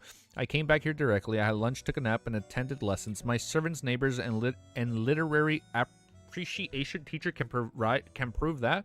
Klein frankly replied. He then turned his head to Richardson. I feel like this death is a little too coincidental. I feel like this has to be Inns trying to prevent Klein from, like, finding out about him, right? Lack for anyone else? It might have been me, because my thing did say it ran out of memory, so I had to reload it. He then turned his head to Richardson and said, bring Walter here. Soon, Walter walked down from the second story with a white glove and answered the similar questions. After receiving Dwayne Thompson's permission, the two officers questioned the rest of his servants, but they failed to find any problems. They didn't stay for long, politely bidding him farewell and visited the other neighbors. Klein's appetite wasn't affected by this matter and went to the second story to enjoy his dinner. Time quickly flew by as he spent the rest of the time reading books and newspapers. Before sleeping, Klein took in the scenery outside the windows as he awaited his valet, Richardson, to take away the fruits in the room. Suddenly, he asked without turning his head, what did Walter do in the afternoon? He was busy handing out various matters. He never left, Richardson answered softly. Klein nodded gently without asking further. He began suspecting if he had been overthinking matters. He slowly exhaled before getting into bed. In the middle of the night, Klein's spirituality was also triggered as he snapped awake. He pricked up his brows, left the bed, and arrived by the window. He pulled back the curtains later. Under the dim moonlight, the figure carefully passed through the garden trails and arrived by the perimeter walls before flipping over it. He had a broad forehead with raven black hair and stern brown eyes. He was none other than Butler Walter. He's agile and his motions are fluid. If he's not trained, he's a low sequence beyonder. What? Butler Walter? Klein observed the scene as he made a preliminary judgment. He saw Walter's shadows follow the streets until he arrived at the manhole which Hazel often used to enter the sewers. Everybody is going to the sewers. IDK, I was only listening. Coincidental? I think not, D. He saw Walter's shadows follow the streets until he arrived at the manhole which Hazel often used to enter the sewers. He removed the manhole cover, climbed down, and didn't forget to close the cover. Why is everyone so skilled at getting into the sewers? Mr. Butler likely hasn't done that in the past. Otherwise, my spirituality would have warned me. After all, he's leaving from my territory. It means that before he became my butler, he had performed such actions quite frequently elsewhere. Klein curled his lips, returned to his bedside, and took out the iron cigar case from under his pillow. He controlled Rafe Sonor to tell Walter, waiting to see what he was up to. I hope it doesn't exceed 100 meters, otherwise I'll need to enter the sewers as well. As Klein silently muttered to himself, he returned to the gap in the curtains. His marionette centaur immediately used the mysterious connections between different mirrors to jump to the streets lamps besides the manhole before passing the manhole to silently tell Walter. I still find it crazy. TMNT? About start playing the theme song, dude. I still find it crazy that his marionette is a freaking admiral, dude. Admiral Centaur. That's still wild that, like, he was able to freaking get an admiral as his marionette. That's still so shocking, dude. His marionette center immediately used, so this is the TMNT arc. All right. Klein saw Walter turn into a more secluded and dark passage after taking 10 meters forward. On the wall were all kinds of moss and dirt. Suddenly, Butler stopped and said to someone, why were you so rash? Why didn't you wait for a better opportunity? Soon, a weak and slightly hoarse female voice replied to Walter's. Is it her? It was the best opportunity. Once he returns to the manor, oh, the killer. Once he returns to the manor, there's no knowing when he will come out again. But why would you be so seriously injured? Walter said with signs of concern. The female voice scoffed and said, William Sykes is stronger than what you or I imagine. Perhaps only this way he can satisfy his secret identity. Regardless, I finally obtained clues for him. After so much time, I finally had a chance to approach the truth. You didn't need to be so rash. Walter fell silent. The female's voice chuckled and said, I've already sold my soul to an evil god. The only meaning to life is vengeance. In a rare instance, Walter sighed and said, continue hiding here. I'll prepare food for you until you recover. If there are any accidents, use the old method to contact me. The weak female voice remained silent for a while before saying, when he was alive, he had many subordinates who claimed to be loyal. After his death, few still remember him or are willing to risk their lives for him. You are the one who has surprised me the most. I'm lowered a bit more. He is the first noble who treated me that way, and he is the only person I'm truly loyal to. Walter answered in a deep voice. Having heard the conversation was Marionette, Klein vaguely understood the entire story. After Prince Etzek passed away, a few of his loyal subordinates were investigating the truth of his suicide. Walter was one of them. However, he was mainly in charge of gathering any superficial intelligence, as well as using his identity to provide some help. This is probably the additional development that Rhodes mentioned. I wonder if Klein is going to tell him. And let me lower the volume as I talk about this, and I feel like if Klein tells him the truth, then Walter be like, you know what, I respect Dwayne. Like, now I'll be loyal to him. Like, he trusted me with this information, now I'll trust in him. Having read this part, this is probably the additional development that Rhodes mentioned. Now it's way too low. Klein immediately made Sonora go invisible as he infiltrated the secluded passageway and saw Walter conversing with someone while standing. His figure blocked a black-dressed woman who was seated on the ground against the wall. Her face was somewhat pale. After the woman heard Walter's words, she gave a throaty laugh and looked towards the entrance. It's time you leave. Don't be caught by others. She turned her head, allowing Klein to see her. I fucking knew it. I read her name before. I should have said it was fucking Trissy. I knew it was Trissy. I'm like, why is Trissy in? Like, oh my, I knew it was her. Oh, she back. Oh man, she's back. Oh man, this volume just got so much more interesting once Trissy came into the picture. Oh my man, I knew it was her. I knew it. I had like this inkling little feeling. I had this little inkling feeling like it's probably Trissy again. And the second I started reading the black regal dress, I'm like, no shot she's wearing the same black dress she wore during Volume 2. Because during Volume 2, she was wearing this beautiful black regal dress, just like Sharon, right? But she was just wearing a black dress. I'm like, it's her. I should have said it earlier. I would have been like a freaking prophet if I said that earlier. Like, watch it be Trissy. I should have said it. Wow, I got so lightheaded. Can you see how excited I got now that Trissy's back in the picture? Oh, man. It's time for you to leave. She turned her head, allowing Klein to see her. She had a round face, slender eyes, and a gentle and refined temperament.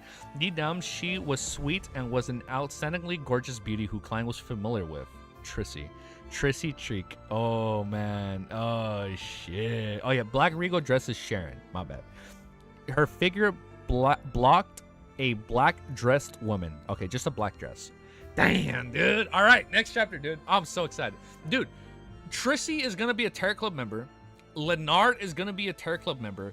And I'll be honest, I'd be down if Will becomes a Terror Club member. But like now he's just like a random little baby. And at first he's just like, wah.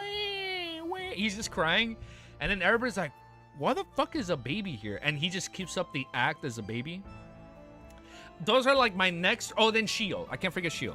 Those are the 4 people on my list that are probably going to be Terror Club members. 1 or 2 are going to join in this volume alone.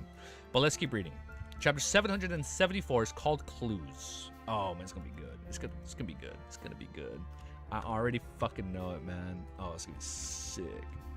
Damn, look how excited I got when I read freaking Trissy. Ah, shit, man. We don't know who he is. Like every 30 minutes, you can get 75 X-time base. Everyone just sees this boss silhouette in the midst, and Audrey's like, Mr. Fu brought in a beyond creature. That's exactly what's gonna happen, FQ. Like, what the fuck? What is this? Is this a fucking baby? What the fuck is there a baby in the meeting? And they're like, wow, how fucking strong is this baby? And then he talks in like perfect English or perfect Loan, like, what the fuck? It's gonna be so funny. All right, let's update this and let's keep reading. And it's just Will in the blanket. That'd be so cool. It's gonna be so cool if he joins. But chapter 700, I'm telling you, it is gonna be pretty badass if Will somehow joins or Tristan, Leonard, and Shio join. I think those are the next 4 top candidates that I can see joining. All right, chapter 774 is called Clue. She isn't dead. She managed to escape. Of course she isn't dead. She's actually trying to seek revenge for Prince Etzek. Wait. What? She's actually trying to seek revenge for Prince Etzek. At that moment that he saw Trissy, Klein nearly lost control of his expression. Although he had guessed it based on the conversation, he still felt it exceeded his expectations when the truth was placed before him. Without even the need for a dream divination, he could still recall the great smoke of Backland. Trissy had conversed with him, and back then she was eager to escape Prince Etzic's control and escape the manipulation of her fate by the hidden person behind the scenes. She thought her daily life was filled with pain. This demoness, who was once a man, had sold her soul to an evil god to help avenge Prince Etzic. What kind of crappy, trite romance plot point is this? Fucking Klein, no filter. What kind of crappy, trite romance plot point is this? That's so funny. The corners of Klein's lips twitched as he saw Walter throw a bag of food at Trissy. After hearing him give a few words of advice, he turned and left the secluded path. At this moment, a figure appeared from the Member of Parliament's Motch house. It was within Klein's line of sight from where he was standing. It followed the shadows in the street as it quickly approached the entrance to the sewers. She was none other than the Hazel who held a mystical item from the Marauder pathway. She'll encounter Walter. This isn't some entrance to the sewers. It's clearly the entrance to a bustling city. Klein looked down and nearly facepalmed. Upon arriving at the manhole, Hazel warily observed the surroundings for a few seconds before moving to cover, away and climbing down. The entire process was done in one fell swoop without any signs of delay. Stepping onto the slightly moist ground, she followed the rusted metal pipes and the sewage that slowly flowed with a clear destination in mind. Suddenly, she felt her back turn cold as a chill ran down her spine. Her hair began to stand on end. Right on the heels of that, Hazel seemed to plunge into the freezing river, and she felt a coldness that was overcoming her body. She was horrified to see herself walking in a different direction, heading straight for the wall with a metal pipes, and it was completely against her will. Horror filled Hazel's mind before she received a reprieve from her numb thoughts. She infused all her spirituality into the necklace of her neck. The 7 green gems on the necklace were exquisite from each other. Embedded around them were tiny diamonds. In the absolute darkness, they still swirled with a faint, lustrous glow. Suddenly, a gem lit up as the green glow illuminated Hazel's ghastly face. She leaned against the wall and paused for a moment. She moved her feet forward in an awkward manner before retracting them. At that instant, the coldness Hazel felt had paused for a moment. She didn't hesitate to use her spirituality to light up another green gem. She raised her right hand and aimed it at herself and twisted her wrist. At the same time, many mysterious symbols and patterns appeared in her mind as her spirituality and voice changed momentarily. She had stolen the beyond her powers brave shriek. Hazel was just about to open her mouth to shout when she found her hands losing control again. She forcibly and quickly covered her mouth with her hands. Her shriek turned into a muffle as she took a few brisks to the wall. She turned into another fork before crouching down in the pure darkness. She tried hard to struggle, but it was useless. She wasn't even capable of activating the necklace on her. Oh, so the necklace is the mystical item. Capable of activating the necklace on her neck. Hazel's dark brown eyes widened as they filled with horror and indignation. Tears began to well up in her eyes before slowly streaming down her cheeks. And at that moment, Walter had once come out from another path, returning back to the sewer entrance before climbing up agilely. Wait, what? Klein is controlling her to hide so she doesn't meet with the servant. No, I know, but like the fact that she's like crying. Tears began I'm like, wait, so like is something else happening? Like is she like is like he trying to kill her or something? But I'm like, no, that's not happening. Tears began to well up in her eyes before slowly streaming down her cheeks. At that moment, Walter had come out from another path, returning back to the sewer entrance before climbing up agilely. After he sneaked back into 160 Buckland Street, Hazel suddenly regained control of her body. She felt that the coldness had completely disappeared. She first raised her hand in surprise, using her night vision to take a glance. Following that, she looked around in a fluster, as though there were countless unknown monsters hidden in the darkness of the sewers. Hazel immediately touched the necklace from her right hand, carefully stood up, and headed for the entrance. She didn't flee in panic, but she instead warily prepared for any attack that would appear from the darkness. Finally, she returned to Buckland Street, where she had the black street lamp emitting its light, illuminating the streets that still had the remnant signs of rain. Only then did Hazel speed up her pace and run home. Midway, she suddenly turned back, nervously and frantically closing the manhole cover. After doing all this, she followed the shadows and entered her garden. With that help, the gas Walter pipe, she entered the balcony to her bedroom. Only at that point did she really have any room to think. She widened her eyes and subconsciously looked around. Slowly, her body began to tremble. She raised her left palm, hoping to use her clothes to wipe her face, but she paused midway, switching to using a handkerchief from her pocket. Hazel still has the basic abilities needed to react. She's not a complete newbie. In the sewers, Sonora appeared with a dark red coat and triangular hat as he spoke suddenly. Following that, under Klein's control, he went invisible again as he entered the hidden fork where Trissy was. Just as the wraith approached, the black-dressed Trissy, looking up at the reveling a weak but stubborn smile, From the looks of it, you have no ill intentions. That lady was quite lucky. She had sent Hazel and discovered the Wraith. Signor's figure, it appeared as he chuckled. Perhaps killing her will only bring you greater trouble. To be honest, he wished to report Trissy to the authorities because he knew of the evil deeds she had done. He knew that she had incited the passengers and crew on the Afalfa, causing them to kill each other out at sea. He also knew that she had many innocent lives die ahead of time. However, after realizing that Trissy was investigating the mystery behind Prince Etzic's death, Klein had a new plan in mind. He would incite the demoness and cooperate with her on the certain matters. No shot, they're cooperating. Oh shit. Nah, she's just scared, LMAO. Got it. Oh shit. They're gonna cooperate? They're gonna team up? The mystery of Prince Etzic's death was equivalent to the truth of the Great Smog of Backland. Investigating this matter is bound to be very dangerous. Roping others in it will make me feel guilty, afraid that the harm or even death will happen to them as a result. But he's like, there's no problem with Trissy. By getting Trissy to do it, I wouldn't have such a psychological burden. The crime she had committed had long doomed her to hell. The only problem is that she might be using the investigations of the mystery to Prince Etzic's death for her own ploys.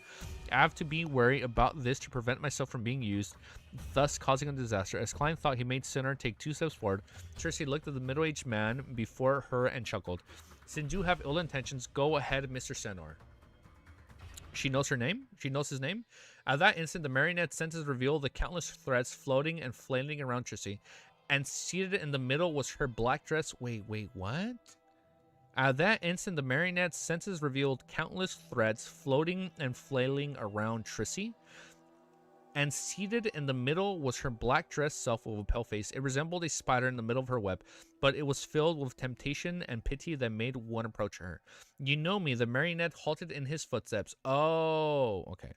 You know me, the marionette halted in his footsteps. Trissy's expression was somewhat adrift as she answered in reverie. I once spent an unforgettable period of time at sea. Ah, got it. When she was on the Afalfa. Back then, you were still a man. Klein lampooned and chuckled. Why are you investigating Prince Etzic's death? Didn't he commit suicide? Trissy immediately looked up as anger colored her face. Suicides can be different. Some people do it willingly, others are forced. No way she really seemed to mind Prince... Is she actually affected by this? I thought she didn't even want to be with him.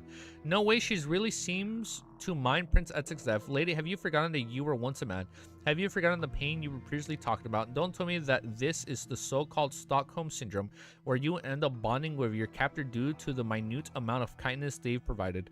Well, I'm not a spectator, and I can't determine if she's being truthful or not. Klein made Sinner chuckle. So you believe that Prince Etzic was forced to commit suicide. You sought Willem Sykes to investigate this matter. The anger... look on Trissy's face vanished as a miserable but beautiful smile appeared. That's right. Oh. It was he who forced Etzic to commit unaliving with a spirituality obliteration bullet. However, he was also under orders by others. To obtain the final bit of pleasure, he revealed everything. He was still unable to really touch me. I even showed him my former photo. He died filled with even more misery and despair. Damn. I can't imagine what William suffered. Trissy is as twisted as she was before. Damn, that is twisted. Trissy is as twisted as she was before. Demonists at this stage of pleasure are really filled with charms. Every expression and every action are filled with enticement. But I can tell that Trissy has already reined it in very well, only using it when needed. She has already advanced, or is it because of love? It's not because of love. Is it? As Klein lampooned, he made Sinner ask, who is it? When asking the question, Klein hadn't expected to receive an answer, but Trissy chuckled and replied, Viscount Stratford? The former employer? The royal guard captain of the royal family. No, wait, what? Next chapter. What? It is? Wait, what is? Wait, what? Let me do my timestamp. Sip my coffee and we'll keep reading. 53. Pinky up.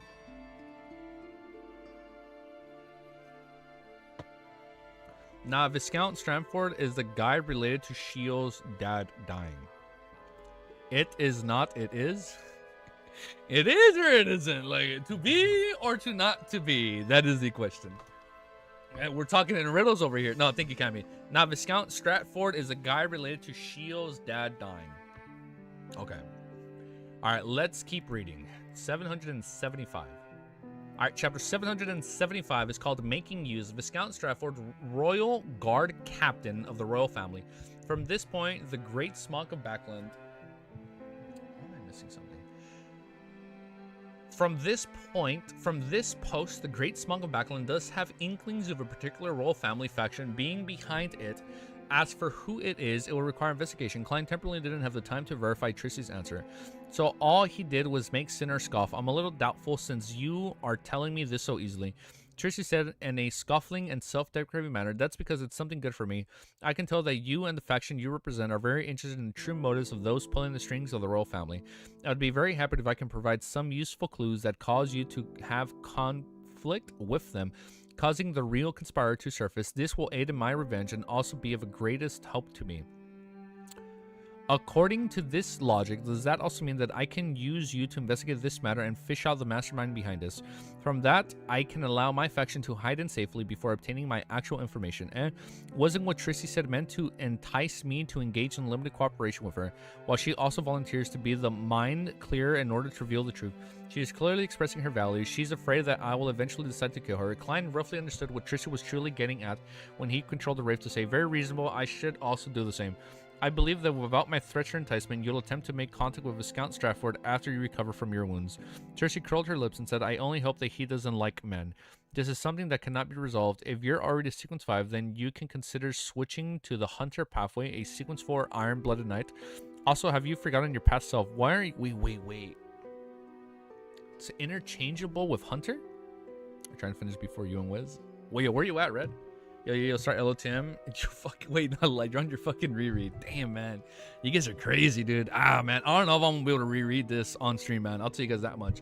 I will probably read the physical release, but we'll see, just to see the translations. I believe that without my threat or enticement, you'll attempt to make contact with Viscount Stratford after recovering from your wounds. Trissie curled her lips and said, I only hope that he doesn't like men. This isn't something that cannot be resolved. If you're already Sequence 5, then you can consider switching to the Hunter pathway, Sequence 4 Iron-Blooded Knight. Also, have you forgotten your past self? Why are you getting used to the powers of the Demoness of Pleasure to deal with men? Klein lampooned before making Sinor smile. This isn't a problem. You can always show him your old photo. Yeah, we made him a mod recently. Yeah, he's been helping out. Trissie was taken aback as a slightly twisted expression colored her face. A humiliation that she had buried deep inside her had been dug out, exposing it beneath the sun. Her beautiful eyes were tainted with what stemmed from anger from humiliation. Her face, which was pale due to her injuries, instantly flushed red. Trissie quickly reined in her emotions and scoffed, speaking with a surprised voice. As expected of Admiral of Blood, it appears you know plenty about the Demoness pathway. She wasn't sure before. I made that joke because I thought the Demoness sect and the Rose School of Thought had worked together, making her believe that Admiral of Blood would have known the secrets of the Assassin pathway. Regardless, it's nice mocking the gender of others, huh? This is the line with the Admiral of Blood's persona. A marionettist's principle is to remember that every marionette has its own setting. The reason why Trissie had mentioned her past photo was apparently just to vent and grid off an enemy's joy and excitement. She wasn't taking notice of the details she mentioned. Klein noticed and thought as he controlled Sinner. At my level, there will always be plenty of secrets I know. He didn't continue on the topic as he said, how can I contact you? I might be able to provide you with some help during my investigations of Viscount Stratford. Trissie reached her hand towards her ear and grabbed a clump of smooth raven black hair.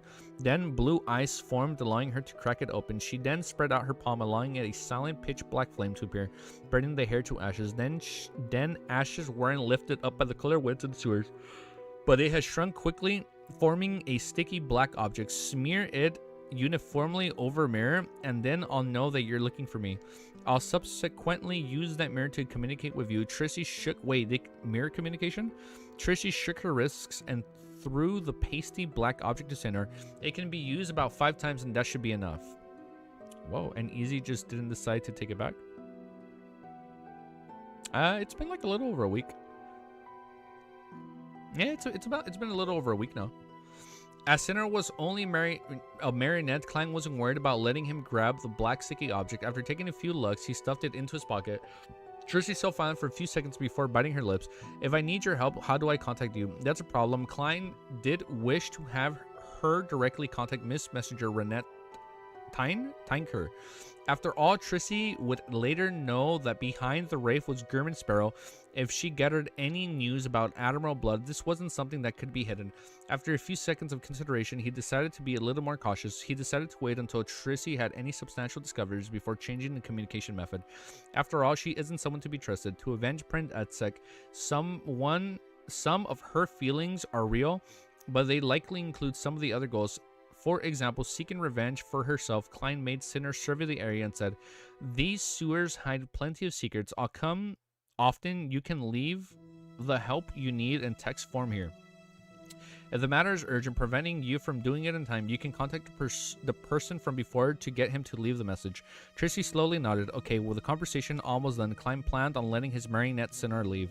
At that moment, he caught sight of Trissy's hands. He discovered that the sapphire ring, which was equivalent to Grade Zero sealed artifact, was gone. Yeah, that's been broken since we ran into the angel at the end of Volume 2. I noticed it just now, but I thought she had switched it to her other hand or another finger, but it's actually gone. From the looks of it, she paid a considerable price back when she escaped Prince Etzek Red Rose Manor and escaped Inzingwil 008 control. The mark that Prince Etzek left on her was also vanished. Klein thought for a moment before getting Sinor to laugh. Wait, what? The mark that Prince Etzek left on her had vanished? What mark?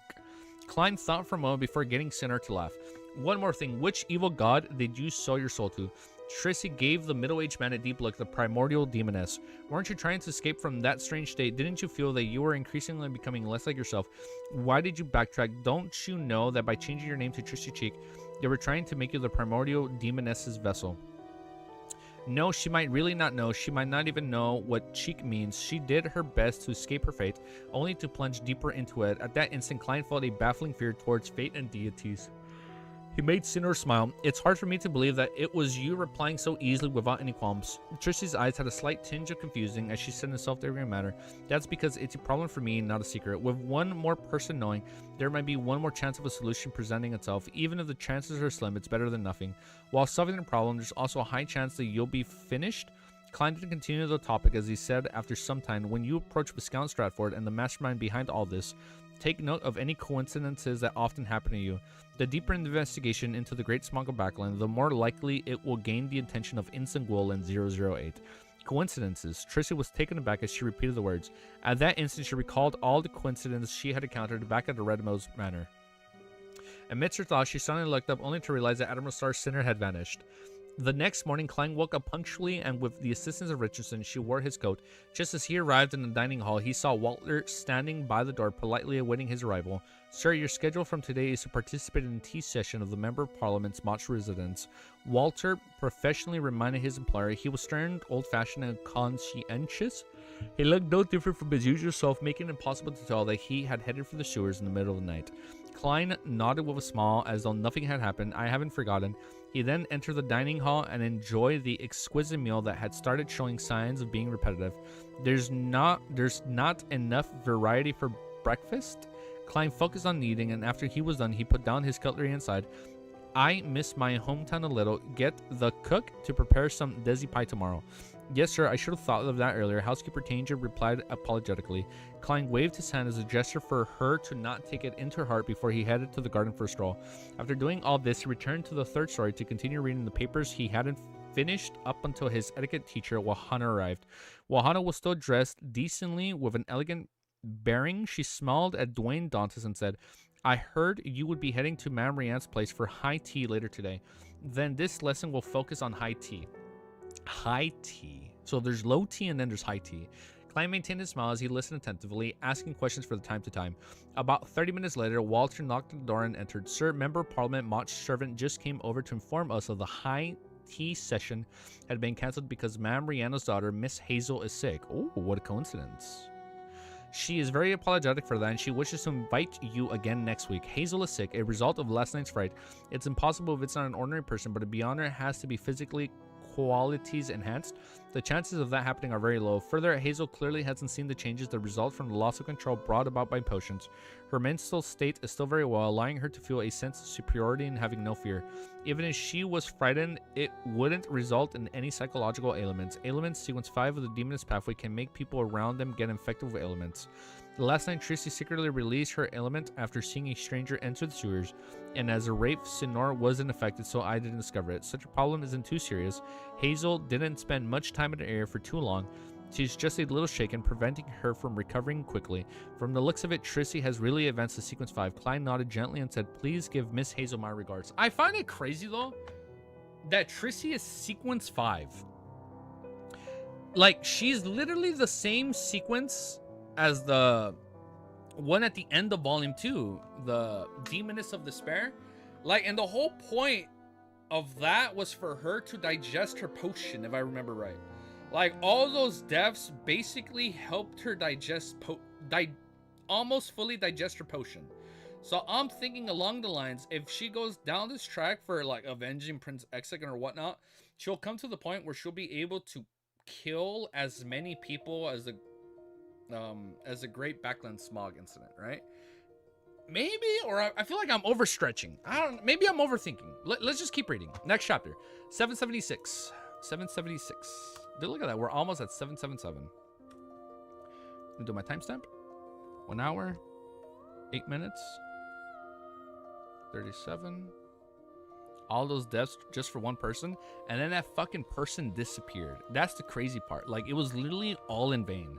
Like, it was all futile, man. Like, it didn't even matter at the end, man. Like, literally all pointless deaths. Well, I don't mean pointless, but like, those deaths had no meaning towards the Demoness of Despair because she's gone.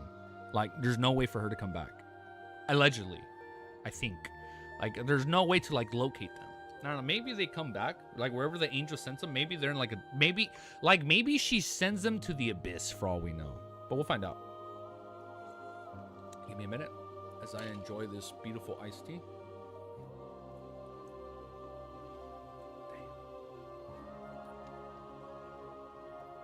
Ellie. Thought I heard her outside.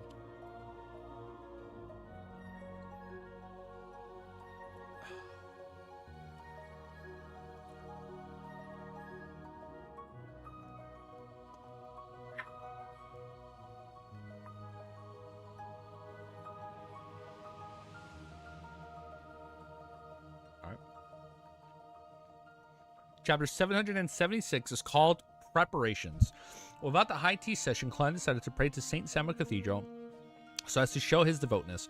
Of course, he didn't forget to stop and admire the white pigeons on the square, allowing himself to appear leisurely and calm. He entered the cathedral, passing through the mirrors that were illuminated by the sun from the high above, arriving at a dark and deep prayer hall. This place wasn't as gorgeously decorated like the other churches that had all kinds of dazzling, elegant tastes that produced a visual impact. Instead, it was the middle and peaceful, allowing one to feel a natural sense of tranquility. As for the pure light that resembled twinkling stars up ahead, they were filled with the intense solemnity and holiness. Klein removed his hat and handed it to Richardson along with his cane. He then walked down the aisle. At this moment, two figures stood up in front of the few and turned towards the entrance. One of them was the black-haired, green-eyed Leonard Mitchell, who looked savvy with his untidy hair. Almost at the same moment, Leonardo Mitchell also saw the middle-aged man with his white sideburns and deep blue eyes. Dwayne Dantes, he tensed up momentarily as his body showed signs of indescribable stiffness. He gave Leonard a side look as he nodded with a smile. He had a friendly and casual expression. Yo, good night. Yo, good night, dude. Yo, last LSC chapter was a total humiliation. You should react. I read that chapter. No. I didn't read this week's chapter. I read last week's chapter. But it was good, dude. Andy, I liked it. So, wait. So where I'm at, Jiwoo has accepted the challenge. Oh, they got 1 month to train, man. It's so good. So I didn't read Monday's chapter. I'm gonna save that chapter react for next week's chapter. That way we do 2 chapter reacts back to back. But yeah, it was good, man. I'll be honest. I got really excited catching up. Let's continue reading. I think I found my place. I think we're good. This place wasn't as gorgeously decorated like the other churches that had all kinds of dazzling, elegant tastes that produced a visual impact. Instead, it was the middle and peaceful, allowing one to feel a natural sense of tranquility. As for the pure light that resembled twinkling stars up ahead, they were filled with intense solemnity and holiness. Klein removed his hat and handed it to Richardson along with his cane. Then he walked down the aisle. At this moment, 2 figures stood up in front of the few and turned towards the entrance. One of them was a black-haired, green-eyed Leonard Mitchell, who looked soft with his untidy hair. Almost at the same moment, Leonard Mitchell saw the middle-aged man with his white sideburns and deep blue eyes. Dwayne. Dwayne Dantes, he tensed up momentarily as his body showed signs of discernible stiffness. Klein gave Leonard a side look as he nodded with a smile. He had a friendly and casual expression. Leonard forced a smile as he nodded in a slightly sluggish manner. Following that, he turned to the side, made his way, and brushed shoulders with Dwayne Dantes. This made Klein see who the person was behind and was also someone he knew. Dally, who was wearing a spirit medium's black robe. No shot. Is Madame Dally? Really? She was wearing a black robe. This lady still wore blue eyeshadow and blush, presenting quite an uncanny sense of beauty. Damn, she's gorgeous. Dally glanced at the middle-aged gentleman. When her expression suddenly went adrift, she retracted her gaze as she silently approached the exit. No way, I was just mimicking Captain's profound eyes. Even the color is different, yet Ma'am Dally could still find it familiar. Oh. I was just mimicking Captain's profound eyes. Even the color is different, yet Ma'am Dally couldn't... She was in love, man. Yet Ma'am Dally could find it familiar. A woman's intuition is truly terrifying. Klein had a vague guess when he noticed Dally's brief abnormality. A long time ago, as an intensive man, he believed that Ma'am Dally was secretly in love with Captain. Otherwise, she wouldn't have endured the risk to rush to Tingen to get Klein to find an opportunity to teach the acting method to Dunsmith. Damn, she has to know it's him, man. There's no shot. Like, this guy looks too much like Dunn. A long time ago, an insensitive man, he believed that Ma'am Dally was secretly in love with Captain. Otherwise, she wouldn't have endured the risk to rush to Tingen to get Klein to find an opportunity to teach the acting method to Dunsmith. Yeah. As for Captain, Klein wasn't sure about his thoughts. After all, Dunsmith at that moment was often unable to distinguish reality from a dream. He had bad memory, was rather pronounced, and he might unknowingly have forgotten certain things that lay out at the bottom of his heart. However, Captain often mentioned Ma'am Dally, using her as an example to educate us. He was so familiar with how many years she took to advance, and the kind of talent she had that it seemed like he had memorized it. Yeah, for someone that was so forgetful, he knew everything about her, man. Yes, whenever Captain mentioned these matters, he could occasionally add that he spent 9 years going from Midnight Poet to Nightmare. Could it be that he was feeling a little inferior when facing Ma'am Dally? Inferior? Klein recalled the past as his mood suddenly felt dampened. He realized that he didn't really understand Dunsmith. He didn't understand how many things that man had hidden inwardly. And Ma'am Dally isn't much younger than him. She appeared to be very open and doesn't care about marriage. Klein suddenly sat and reined in his thoughts. He found a nearby pew and bowed his head, closing his eyes to pray. Outside the prayer hall, Leonard had recovered as the gathering with the other Red Gloves, teammates with Dally. They waited for a while as Soist, who had become a spirit warlock, walked out from another side. He scanned them and said, "Our mission this time is to use the various clues discovered from the explosion of the Black Skeleton Gang's headquarters to find all the formal members of the numinous Episcopate in Backland. Ma'am Dally is a beyonder from the Corpse Collector pathway. She knows quite a bit about the numinous Episcopate, so His Grace St. Anthony has gotten her to assist us." In the evening, Klein, who had dismissed Richardson, took 4 steps counterclockwise and entered above the gray fog. He conjured the world, German Sparrow, and made his blurry figures pray. "Please inform Miss Magician that she needs to resolve the hotel room before Friday night. It's best that it's far from the place where Mr. X holds gatherings. Pass me the stone and spellbooks ahead of time. I need to make certain preparations. On Friday night, she needs to stop her friend participants in Mr. X gatherings and also present to me that the person's external appearance went in disguise. If there's anything else, I'll inform her in a time. With only 2 days left before the assassination, only fucking 2 days left." Dally detecting Klein copying. I know, dude. They're like, she's probably gonna approach Dwayne and just like look into his eyes like that, and then she's gonna like, I feel like she might not figure it out, but she's gonna have an inkling suspicion.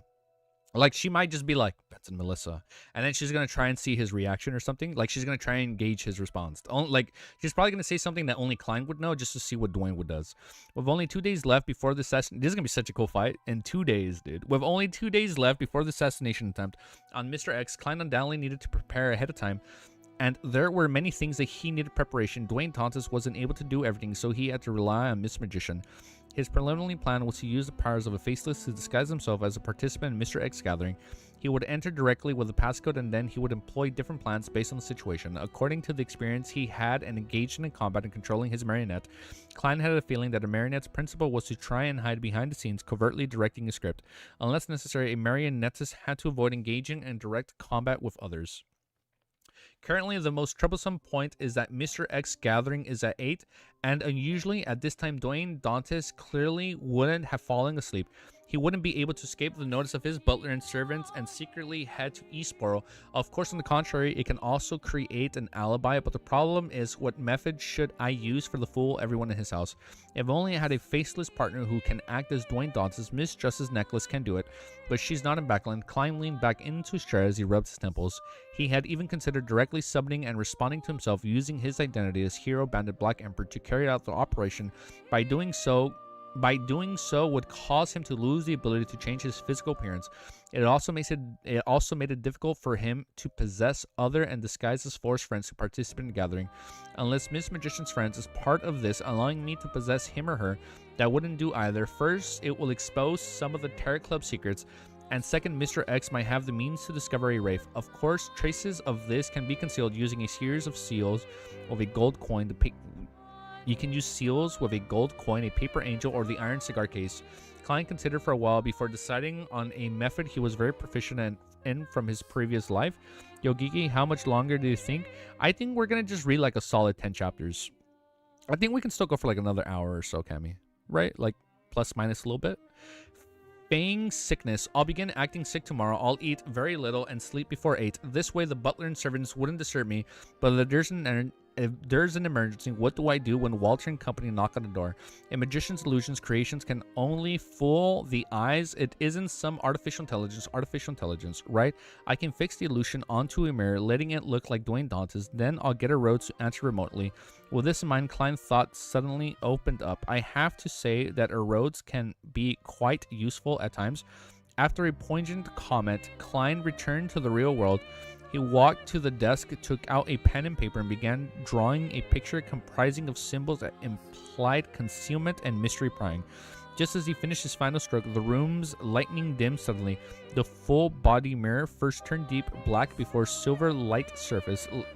Lo and Nez texts appeared one after another. Great master, your loyal and humble servant in Rhodes heard your summoning. Was I late? Was I late? Was I late? My good sir. There's something new every time. Klein shook his head in amusement. No. How tolerant you are of me, great master. You can ask your question. Words neatly appear on the mirror. Klein thought for a moment before saying, I plan on limiting Aurora Order, Mr. X. Do you have any suggestions? The full body mirror words froze for a few seconds before changing. It's best you do it after Thursday. Why after Thursday? It's in line with my divination. Angel of Fate Orb. Oh, because that's when he leaves. Angel of Fate Ouroboros, or Saint of the Aurora Order, might be around Mr. X tonight and Thursday. Klein smiled and said, Rhodes, I have something that requires your help. This is my honor. Oh, my honor. Great master. This is my honor. You are giving me an opportunity. Words quickly emerged full of... Rhodes is such a freaking... Oh, he's such a waifu, dude. Oh, man. This is my honor. You are giving me an opportunity. Words quickly emerged full of professing what is meant to be excited and deliberately. May I ask what the mission is? Damn it, holy shit, it's getting hot in my room. I need a freaking fan. I need a fan. Check it out. Got this bad boy at Anime Expo. This is my honor. You are giving me an opportunity. Words... Wow, this is really good. Words quickly emerged, full of professing what it meant to be excited and delighted. May I ask what the mission is? Klein nodded and said, this Friday night, I'll be using a mirror as an illusion prop, changing it to look like my present identity. If an emergency happens, you're in charge of controlling the mirror to answer without letting anyone discover any abnormalities. Can you do it? Wait. Oh, you got it? Yeah, using it. Look, I got it, dude. Get your mind out of the gutter. A Rhodes is a butler, not a waifu. I apologize. Wait, hold up. Case, dude, look at this shit, dude. It's so sick. Look. Oh. Let me read this part. This is my honor. You are giving me an opportunity. Words quickly emerged, full of professing what it meant to be excited and delighted. May I ask what the mission is? Klein nodded and said, this Friday night, I will be using a mirror as an illusion prop, changing it to look like my present identity. If any emergency happens, you're in charge of controlling the mirror to answer without letting anyone discover the abnormality. Can you do it?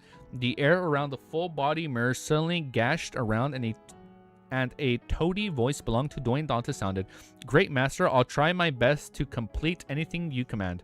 Although it won't be able to last long, it doesn't match my usual habits. It's enough to deal with everyone. If you wish, I can simulate my voice. Dude, look. Look at that. Now we're reading it. Shit, wait, I'm so dumb. I can't read like this. because then I'm blocking my face. I gotta hold it like this. You're more talented than I expected. It's not easy. Oh, let me do this. It's like I'm holding my, there you go, right here. Like we're holding my cheek. Like Trissy cheek. You're more, let's just finish the chapter like this. You're more talented than I expected. It's not easy being a mirror these days. However, does the final statement sound odd? Klein's facial muscles trembled as he said, when dealing with them, hide the nature of the question and answer game. Don't let others notice it. Rhodes immediately presented a new sentence on the full body mirror. I will play your identity well. Very good, Klein nodded.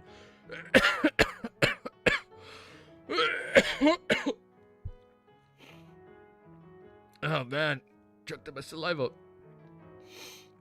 Yes, great master, your humble servant already looks forward to serving you. Rhodes first conjured a single line before producing a drawing of a hand waving. Woo! Bro, you're good? Yeah, we're good. Next chapter. All right. I fucking choked on my saliva. Let me eat a cracker.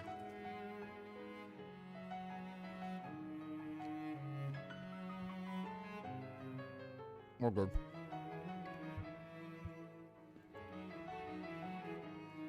Whatever. That one.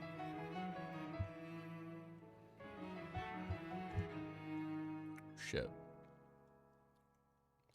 Is it cool we end right here after this chapter? Shit, I think we might do 8 chapters and then we might come back later tonight. Shit, I think we might have to do that. Hold up. Let me read one more and then I'm gonna see how I am on time. Alright. Alright. Next chapter, chapter 777, is called Sick and Crazy Setup. On a Friday afternoon, Klein, who had skipped a... Wait, I'm sorry. Is it the day of the assassination?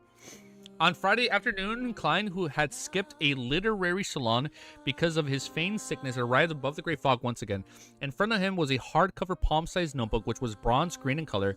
It was Layman's Travels, which the magician Force had provided. Oh, he's going to use the freaking book for the fight? Oh, shit. You know what? This might be a good cliffhanger to stop. This actually might be a good cliffhanger stop if we actually end up on the setup for the fight. In front of him was a hardcover palm-sized notebook, which was bronze with green in color. It was Layman's Travels, which the magician Force had provided. After flipping the item, which was closer to a spellbook, over to a certain page, Klein looked at the yellow-brownish page, raising his hand and summoned the Sea God Scepter from the junk pile. As he injected some of his spirituality into Layman's Travels, making it light up with a faint luster, he made the blue gem on the scepter tip to emit a bright light. A sizzling sound was produced as bolts of silver lightning appeared in front of the thin air. They were thick and menacing as they zapped about, meshing together to form a hurricane. At the time of this, complicated symbols and labels quickly outlined themselves on the page in Layman's Travels. They overlapped each other and fused together, slowly taking shape. Just as the page was about to be colored in silver, bolts of lightning snaked out from it, causing all the patterns to be destroyed. It failed again. Klein sighed silently as repeated the same process. This wasn't his first attempt. Ever since he obtained Layman's Travels on Wednesday night, he would head above the gray fog from time to time, using the spellbook to record powers and produce the Sea God Scepter. He repeated until his spirituality was nearly drained, forcing him to return to the real world to take a break. During this process, there were successes and failures. It doesn't always succeed depending on its grade or its sequence. Klein relied on a repeated attempts before completing the final steps, recording the lightning storm spell, which had eyed for a very long time. This was a demigod power of the sailor pathway. Before that failure, Klein had failed nearly 20 times. It could be said that his luck was terrible. Okay. After, he needs a little luck. Maybe he needs a little bit of fate. After repeating failures, he was delighted to see a silver luster spread across the yellowish page at the 5th attempt. An ancient, mysterious, complicated, and indescribable symbol contracted, forming a fancy diagram that made anyone who's placed their eyes on it feel as though they were being struck by lightning. Phew, I finally succeeded. Klein rubbed his fingers against the paper and heaved a long sigh of relief. He flipped through Layman's Travels and admired the previous efforts. Over the past 2 days, he wasn't fully caught up with the lightning storm. He also recorded 2 other demigod powers. One of them was Paper Angel that he had used while stirring some of the powers above the Great Fog. It aided in disrupting the divination and prophecy. Similarly, there was Hurricane that stemmed from the Sea God Scepter. When recording them, Klein was rather lucky. One took 9 times, while the other took 12 before they succeeded. As for the Flight Glide, Lightning Strike, and other powers, they didn't reach Sequence 4. They only required him to do it once or twice, therefore Klein had almost filled the entire book. This spellbook isn't very useful to unaffiliated Beyonders. It needs plenty of time and patience to record a sufficient number of powers, and when the power exceeds sequence 6, the chances of failures increase, making the powers difficult to obtain. However, there are 22 pathways in the mystical domain. If the first few sequences have their powers matched well, finishing off a sequence 5 isn't too surprising. Klein closed Lehman Travels inside inwardly. I wonder when Force gains enough respect in Terror Club, she'll be like, hi, I want you guys to hit me with the strongest ability. Aim at this book right here. I feel like that'd be a good way for her to stock up on spells. From his point of view, the spellbook was equivalent to half a divine artifact of unaffiliated Beyonders. Although it was more difficult to be useful than Creeping Hunger in its early stages, once there was a good combination, it was quite normal for one to fight someone of a higher sequence. However, among the Beyonders who were supported by major factions, Layman Travels would be ridiculously powerful, just like Force. This is going to give Force a huge advantage just because she's in the Terror Club. Should become OP. Oh, not. I see what you did there, D. No, she is going to become OP. I like how you didn't confirm nor deny. You said, oh, she would if that happens. This was because it could record a demigod's powers. She's got a personal charger for it. I know. That's what I'm saying. She can just be like, I have a request. Can you guys hit me with a strong power? Or like a strong spell? As long as they wish, a demigod can repeat the power again and again. As for Creeping Hunger, it has a high chance of failure to devour a demigod. Even a real shepherd will find it extremely difficult to graze a high sequence Beyonder. Firstly, there are no available resources, and secondly, it's easy to lose control. Older Levia from the City of Silver was someone lucky enough to be able to graze a Sequence 4 evil spirit. When Klein thought of this, he cast his gaze out onto the dark green coarse stone. It was rough and uneven with signs of burn marks. It was none other than force stone that allowed traversal of the spirit world. With Layman's Travels and this stone, along with the Fate Siphon, Charm, and the Wraith Marionette, dude, he's so fucking ready for this fight. Even if Mr. X had a saint protecting him, I should still be able to complete the mission and leave without problems. Dude, he just gets stronger every volume. I feel like if he had this, he would have had the edge against Mr. A. He probably would have been able to beat Mr. A in Volume 2 if he had this. Damn, Volume 2. I felt like we read that yesterday. Klein rubbed his temples and returned to the real world. After setting up a bestowment ritual, he brought the corresponding items back. After making all preparations, he walked to the full-body mirror and looked at himself. He made himself look haggard. After dinner, Klein had used the excuse of not being well to return to his room. After taking in the night scenery, he took out a palm-sized mirror from the drawer and placed it on the soft and elastic pillow. Then Klein went over, making the mirror reflect the blue-eyed, wide-sideburn Dwayne Dantes. He then slowly straightened his body and took a step back, creating another Dwayne Dantes in his bed. This gentleman was wearing silk pajamas and leaning against a pillow. He held a book in his hand with his eyes half closing as though he was in thought. Not bad. The mirror illusion isn't weaker than the paper figurine illusion. Klein returned to the desk and picked up a fountain pen, drawing the strange symbols that was a mixture of concealment and mystery prying. After a brief silence, Dwayne Dantes in bed suddenly opened his eyes and gave a toady smile. A toady smile. Bro is maxed out on the equipment. Dude, he is stacked. Bro, he's like freaking... He's like a blade, bro, when he opens up his trench coat and he's just like stacked with items, bro. This is so sick, dude. Great master, your loyal and humble servant Rhodes is here. I have to say that even with Dane Dante's face, there's no way that he can look normal with that kind of smile. He's so happy to see him. Klein suddenly said and nearly turned to look to his side. Very good, he praised with a nod. He didn't give any other instructions. With a half top hat, he slid down from the balcony on the first floor. He followed a secluded garden, tripped and flipped over the corner perimeter wall of 160 Buckland Street. During this process, he hadn't forgotten to close the windows, pressing his right hand on his hat and landing his feet on the streets. Klein slowly looked up at some point in time. His facial features and outlines had charged. He had black hair and brown eyes with a thin and angular face. This was the crazy adventurer Gurman Sparrow, who had a bounty of 50,000 pounds from just a single country. The hunter was about to begin. Sherwood Borrow Shio, who was just about to head out to Eastport to participate in Mr. X Beyond gatherings, was stopped by Force. You want to head out to the gathering materials. Shio deliberated before saying the words her friends and others used. Force stroked her hair and said no to earn money. I previously accepted a mission to find the dust left behind after a ghost faded away. As you know, there aren't any ghosts at the cemetery. They've all been given a send-off by the priests and bishops to their respective deity. Kingdom, therefore, I can only head over to the East Borough and find targets that died due to various reasons without being discovered. Can you bear letting such a beautiful and frail lady like me head into such a messy place alone? But can't you push it back a day? Shio said earnestly, I'm planning to participate in Mr. X gathering. Force immediately shook her head like, don't do it. No, I need to complete the mission tomorrow. It's a total of 50 pounds. If it's due tomorrow, why didn't you do it in the past few days? Shio looked suspiciously at her friend. Force chuckled, is it your first day knowing me? Don't you know I have a severe case of procrastination? Only ever gonna be one blade, dude. I was thinking about that today, man. I'm sorry. I need to pause the recording. I have a question for any Blade enthusiasts in chat. So if you guys want to see that, make sure you watch the live streams. Quick plug. Okay, am I going crazy? Username, since you hit me with a Blade reference, was it a future Blade movie where the vampires basically won, and they basically treated humans? Dude, thank you for subscribing. And then they basically treated humans as like livestock. I'm trying to think if it was like a future Blade movie, like Blade 2 or 3. Like, because I remember watching a vampire movie, and there was vampires in line to buy coffee, and I remember like, oh, this only has like 20% human blood in it, and I was like, what the fuck? And like, I remember watching that shit as a kid, and I'm like, this is such a crazy dystopian world. I think so. It might be that. And you know what's funny, dude? Today in the morning, I barely remember anything but Blade 1. It's crazy. I'm sorry, side tangent. Well, it's my coffee.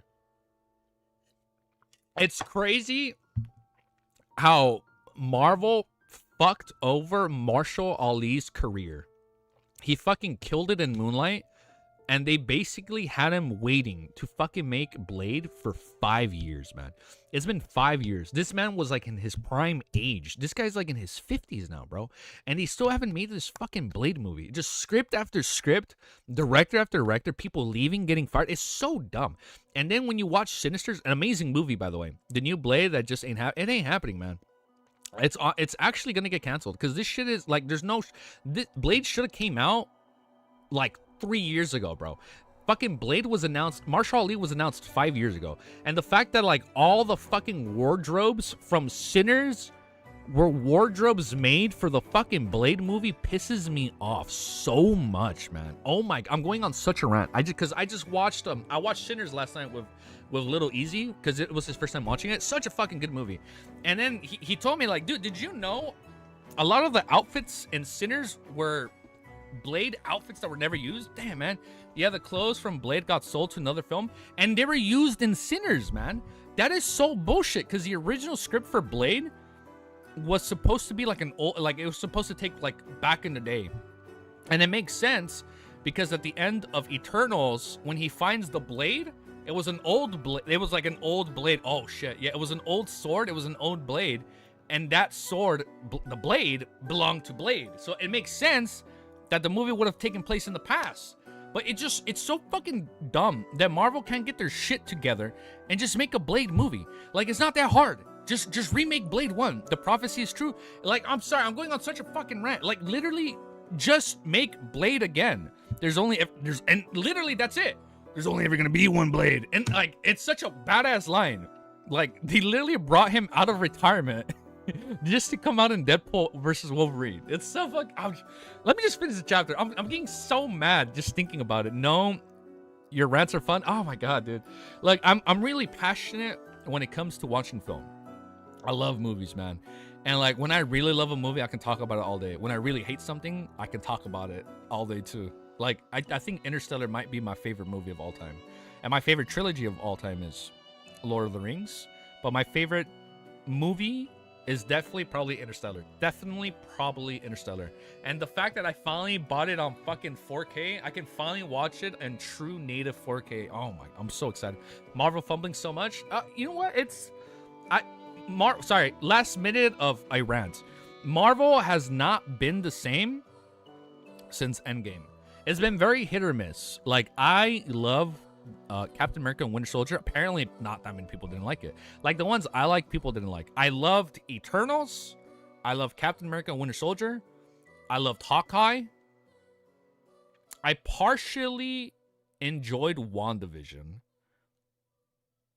I partially enjoyed like the first half when I still kind of didn't really understand what was going on.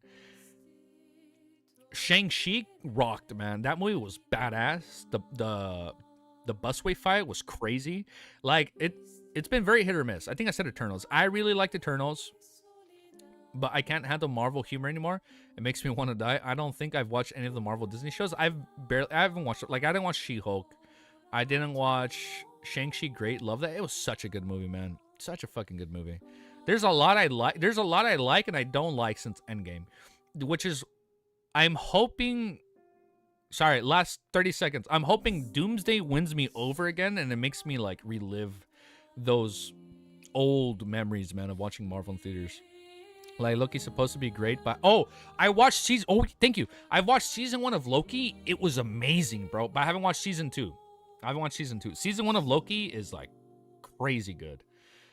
The only Marvel TV show I recall watching is Loki. Yeah, season 1 Loki is amazing, man. But I haven't watched season 2. Yo, what's up, boys? I don't think Doomsday is gonna be good. I think it'll be good. I have low hopes. I'm excited. Like, dude, when season 2 even better, dude. When I watched Endgame in theaters, bro, I don't think I am ever going to experience that level of high adrenaline rush, euphoria, like ever again in theaters. The closest thing I've had is Dune Part 2. That is the closest feeling I've got, but not even on that level, bro. Like, bro, man, it is. Sorry, I need one more minute to just like talk about that. Watching Endgame in theater was fucking wild, man. I genuinely was gasping for air, man. I almost fucking passed out. And that final fight, bro, when like he catches the fucking hammer and then he's like, I knew it. Oh, so good.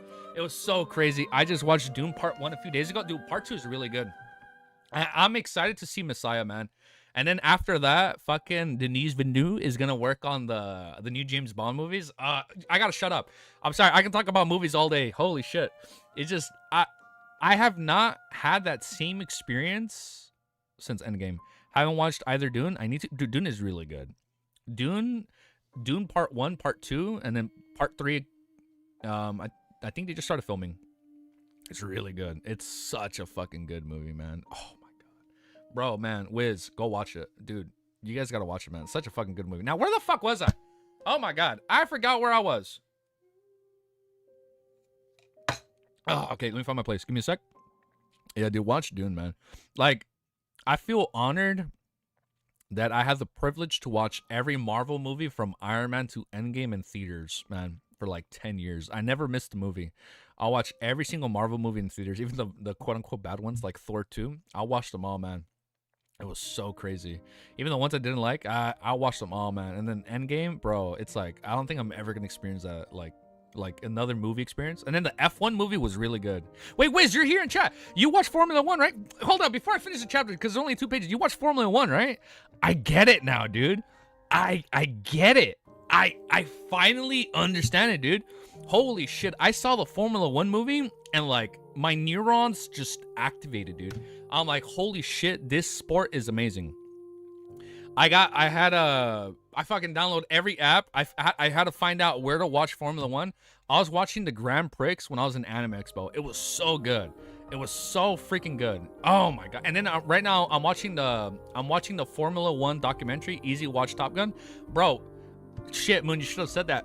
Top Gun Maverick, I think, is like one of my other favorite movies of all time. Interstellar is my favorite movie of all time, but like if I were to make a 9x9, Maverick is up there. Even the first Top Gun. Yeah, I like the first one. Even though it feels like a little bit cheesy rewatching it now, because like you can tell they're like on a backdrop when they're in the cockpit. Maverick was an amazing movie, dude. The final Mission Impossible movie didn't hit that much. I think Fallout was their best Mission Impossible movie. But yeah, that one was pretty good. Let me find my place. So after that huge side tangent, which took more than a minute, it's been a few minutes. Let me just reread this. She was a procrastinator, right? Right? Where was it? Forrest chuckled. Isn't your first... Don't you know I have a severe case of procrastination? I found my place. Besides, you have no money. Damn, we were talking about movies for a good while right there, huh? Besides, you have no money. What's the point of going to Mr. X gathering? You don't even know what beyond her ingredient you need. If that's true, Chia was convinced before she smiled. Does every author have a sickness of procrastination? Probably. As Forrest perfunctorily replied, she secretly heaved a sigh of relief. In the Eastbourne inside a cheap motel, Klein entered the room with Miss Magician had reserved for him under a fake alias. Wow, I can't read it anymore after going on that tangent, man. Here, having a room and a bed for one person was an extravagance, but even so, such rooms only cost 12 pence a night. Of course, many of the cheap motels in Eastborough didn't have a single room. The best of them were some compartments that cost 5 pence a night, it only had a bed and a partition that blocked others from looking inside, allowing the occupants to change clothes. As for the 10 to 20 bunk beds in the basement, they cost 1.5 pence a night. The motel didn't hold any responsibilities for the item that once stored there. There's actually a mirror, not bad. Client put down his hat and stood in front of the full-body mirror filled with crevices. He then wore the hooded robe with Miss Magician had prepared for him. Immediately after that, his body shrank at a discernible pace. His skin gradually turned pale with a tinge of malt colors. The Adam's apple on his throat vanished as he grew long hair and turned blonde. Oh, he's gonna be a woman again? Client instantly recognized the image of Forrest's friend. Even though the disguise didn't show her looks, it was Miss Shio? No shot. I'm sorry, is he going to Shio? However, because there was a hood to conceal himself, he didn't really transform into a woman. All he did was handle the easy noticeable spots. I can't do anything above the height of 150 centimeters. I'll need to digest the entirety of my potion before I can reach this limit. Oh, she was too short for him to fully be her. Thankfully, Miss Shield disguised herself by raising her height. I don't have to vex over this. Klein looked at the 160 centimeter tall figure in the mirror. I forgot. So she wears shoes that makes her bigger. That's so funny. 160 centimeters tall figure in the mirror, switching to a pair of leather boots that looked to be at the walls flat-soled. After donning the disguise, Klein hooded himself and silently left a single room from the window. He came to an alley in Eastport and took a detour until he arrived outside the building where Mr. X was hosting the Beyonder gathering. After recalling the passcode of Miss Magician had provided, Klein wrapped the door with his fingers. 3 light taps and 3 heavy doors, separated by 2 long and 3 short intervals. After 10 seconds, the door silently opened. An attendant of mystery, maybe? An attendant wearing an iron mask first observed the visitor before making way. Klein calmly walked past him and entered the building without showing any signs of panic. Wait a second! Attendant of mystery. I'm sorry. This is gonna be... we're gonna finish our streaming there.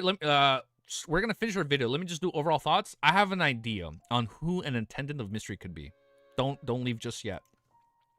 Let me do my timestamp. 1 hour 33. I'm gonna mute my mic for no apparent reason. One second.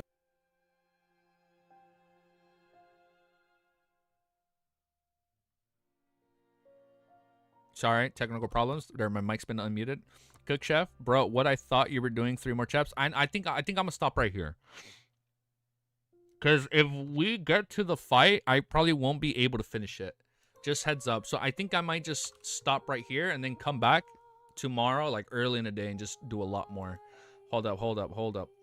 Yeah, I think we are going to end there. Just because I do want to read the fight in its entirety, and I don't want to read like 3 chapters and we get to the fight and we don't finish it. But wait, hold up.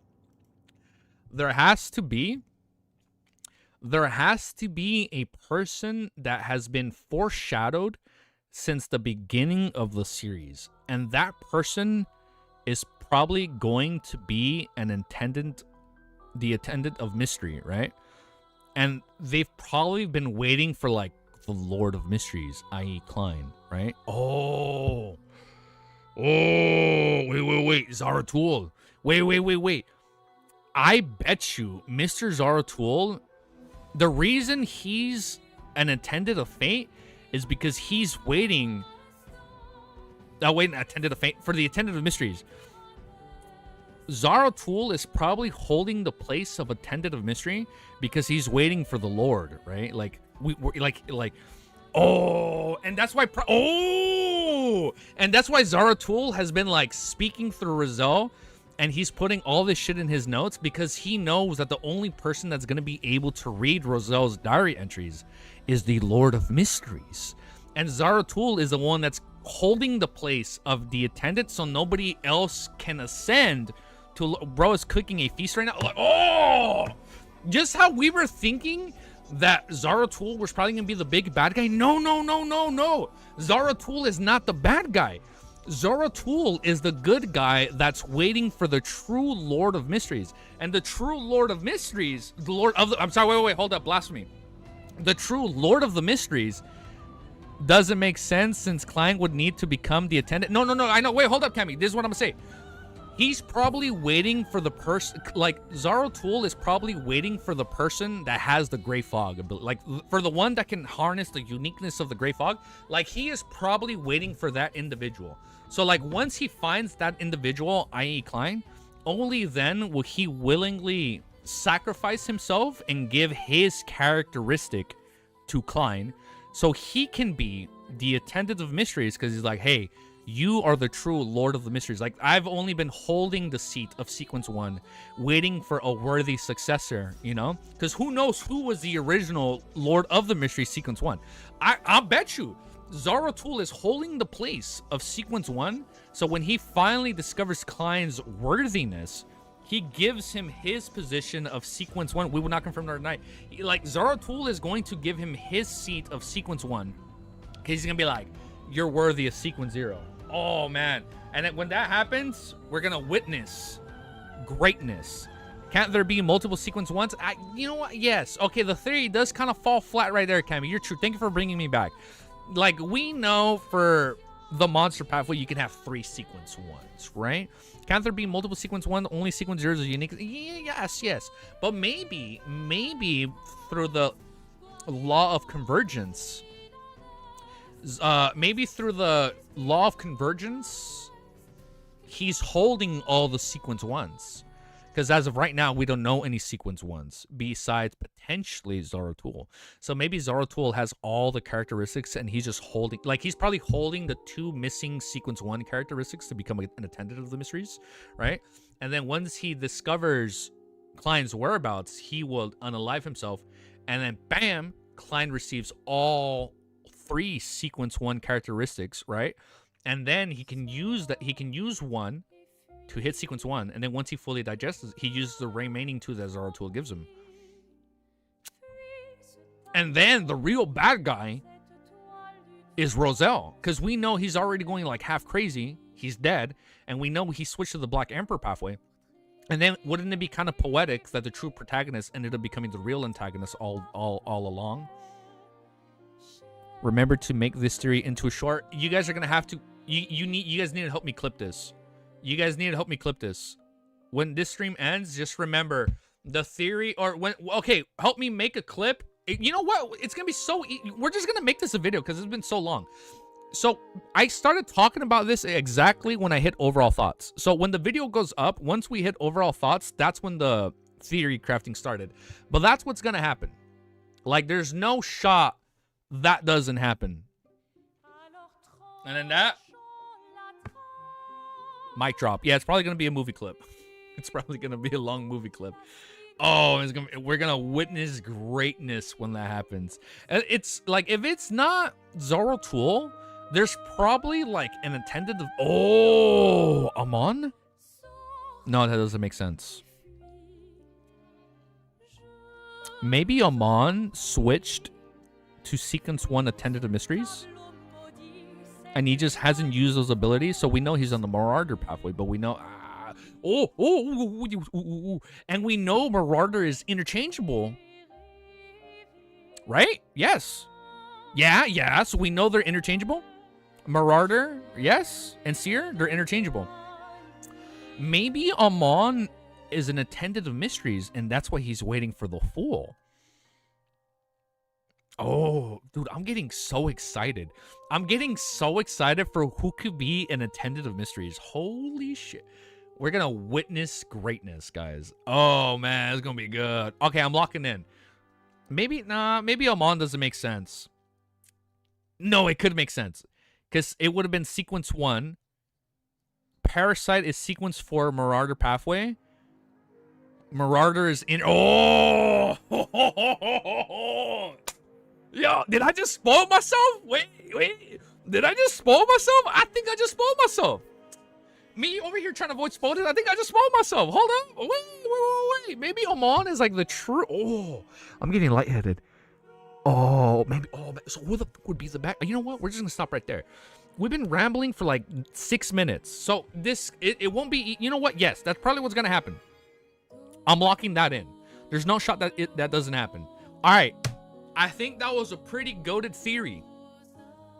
That was a pretty long theory. So we're going to leave it there. I was a little all over the place, but I think that might be it.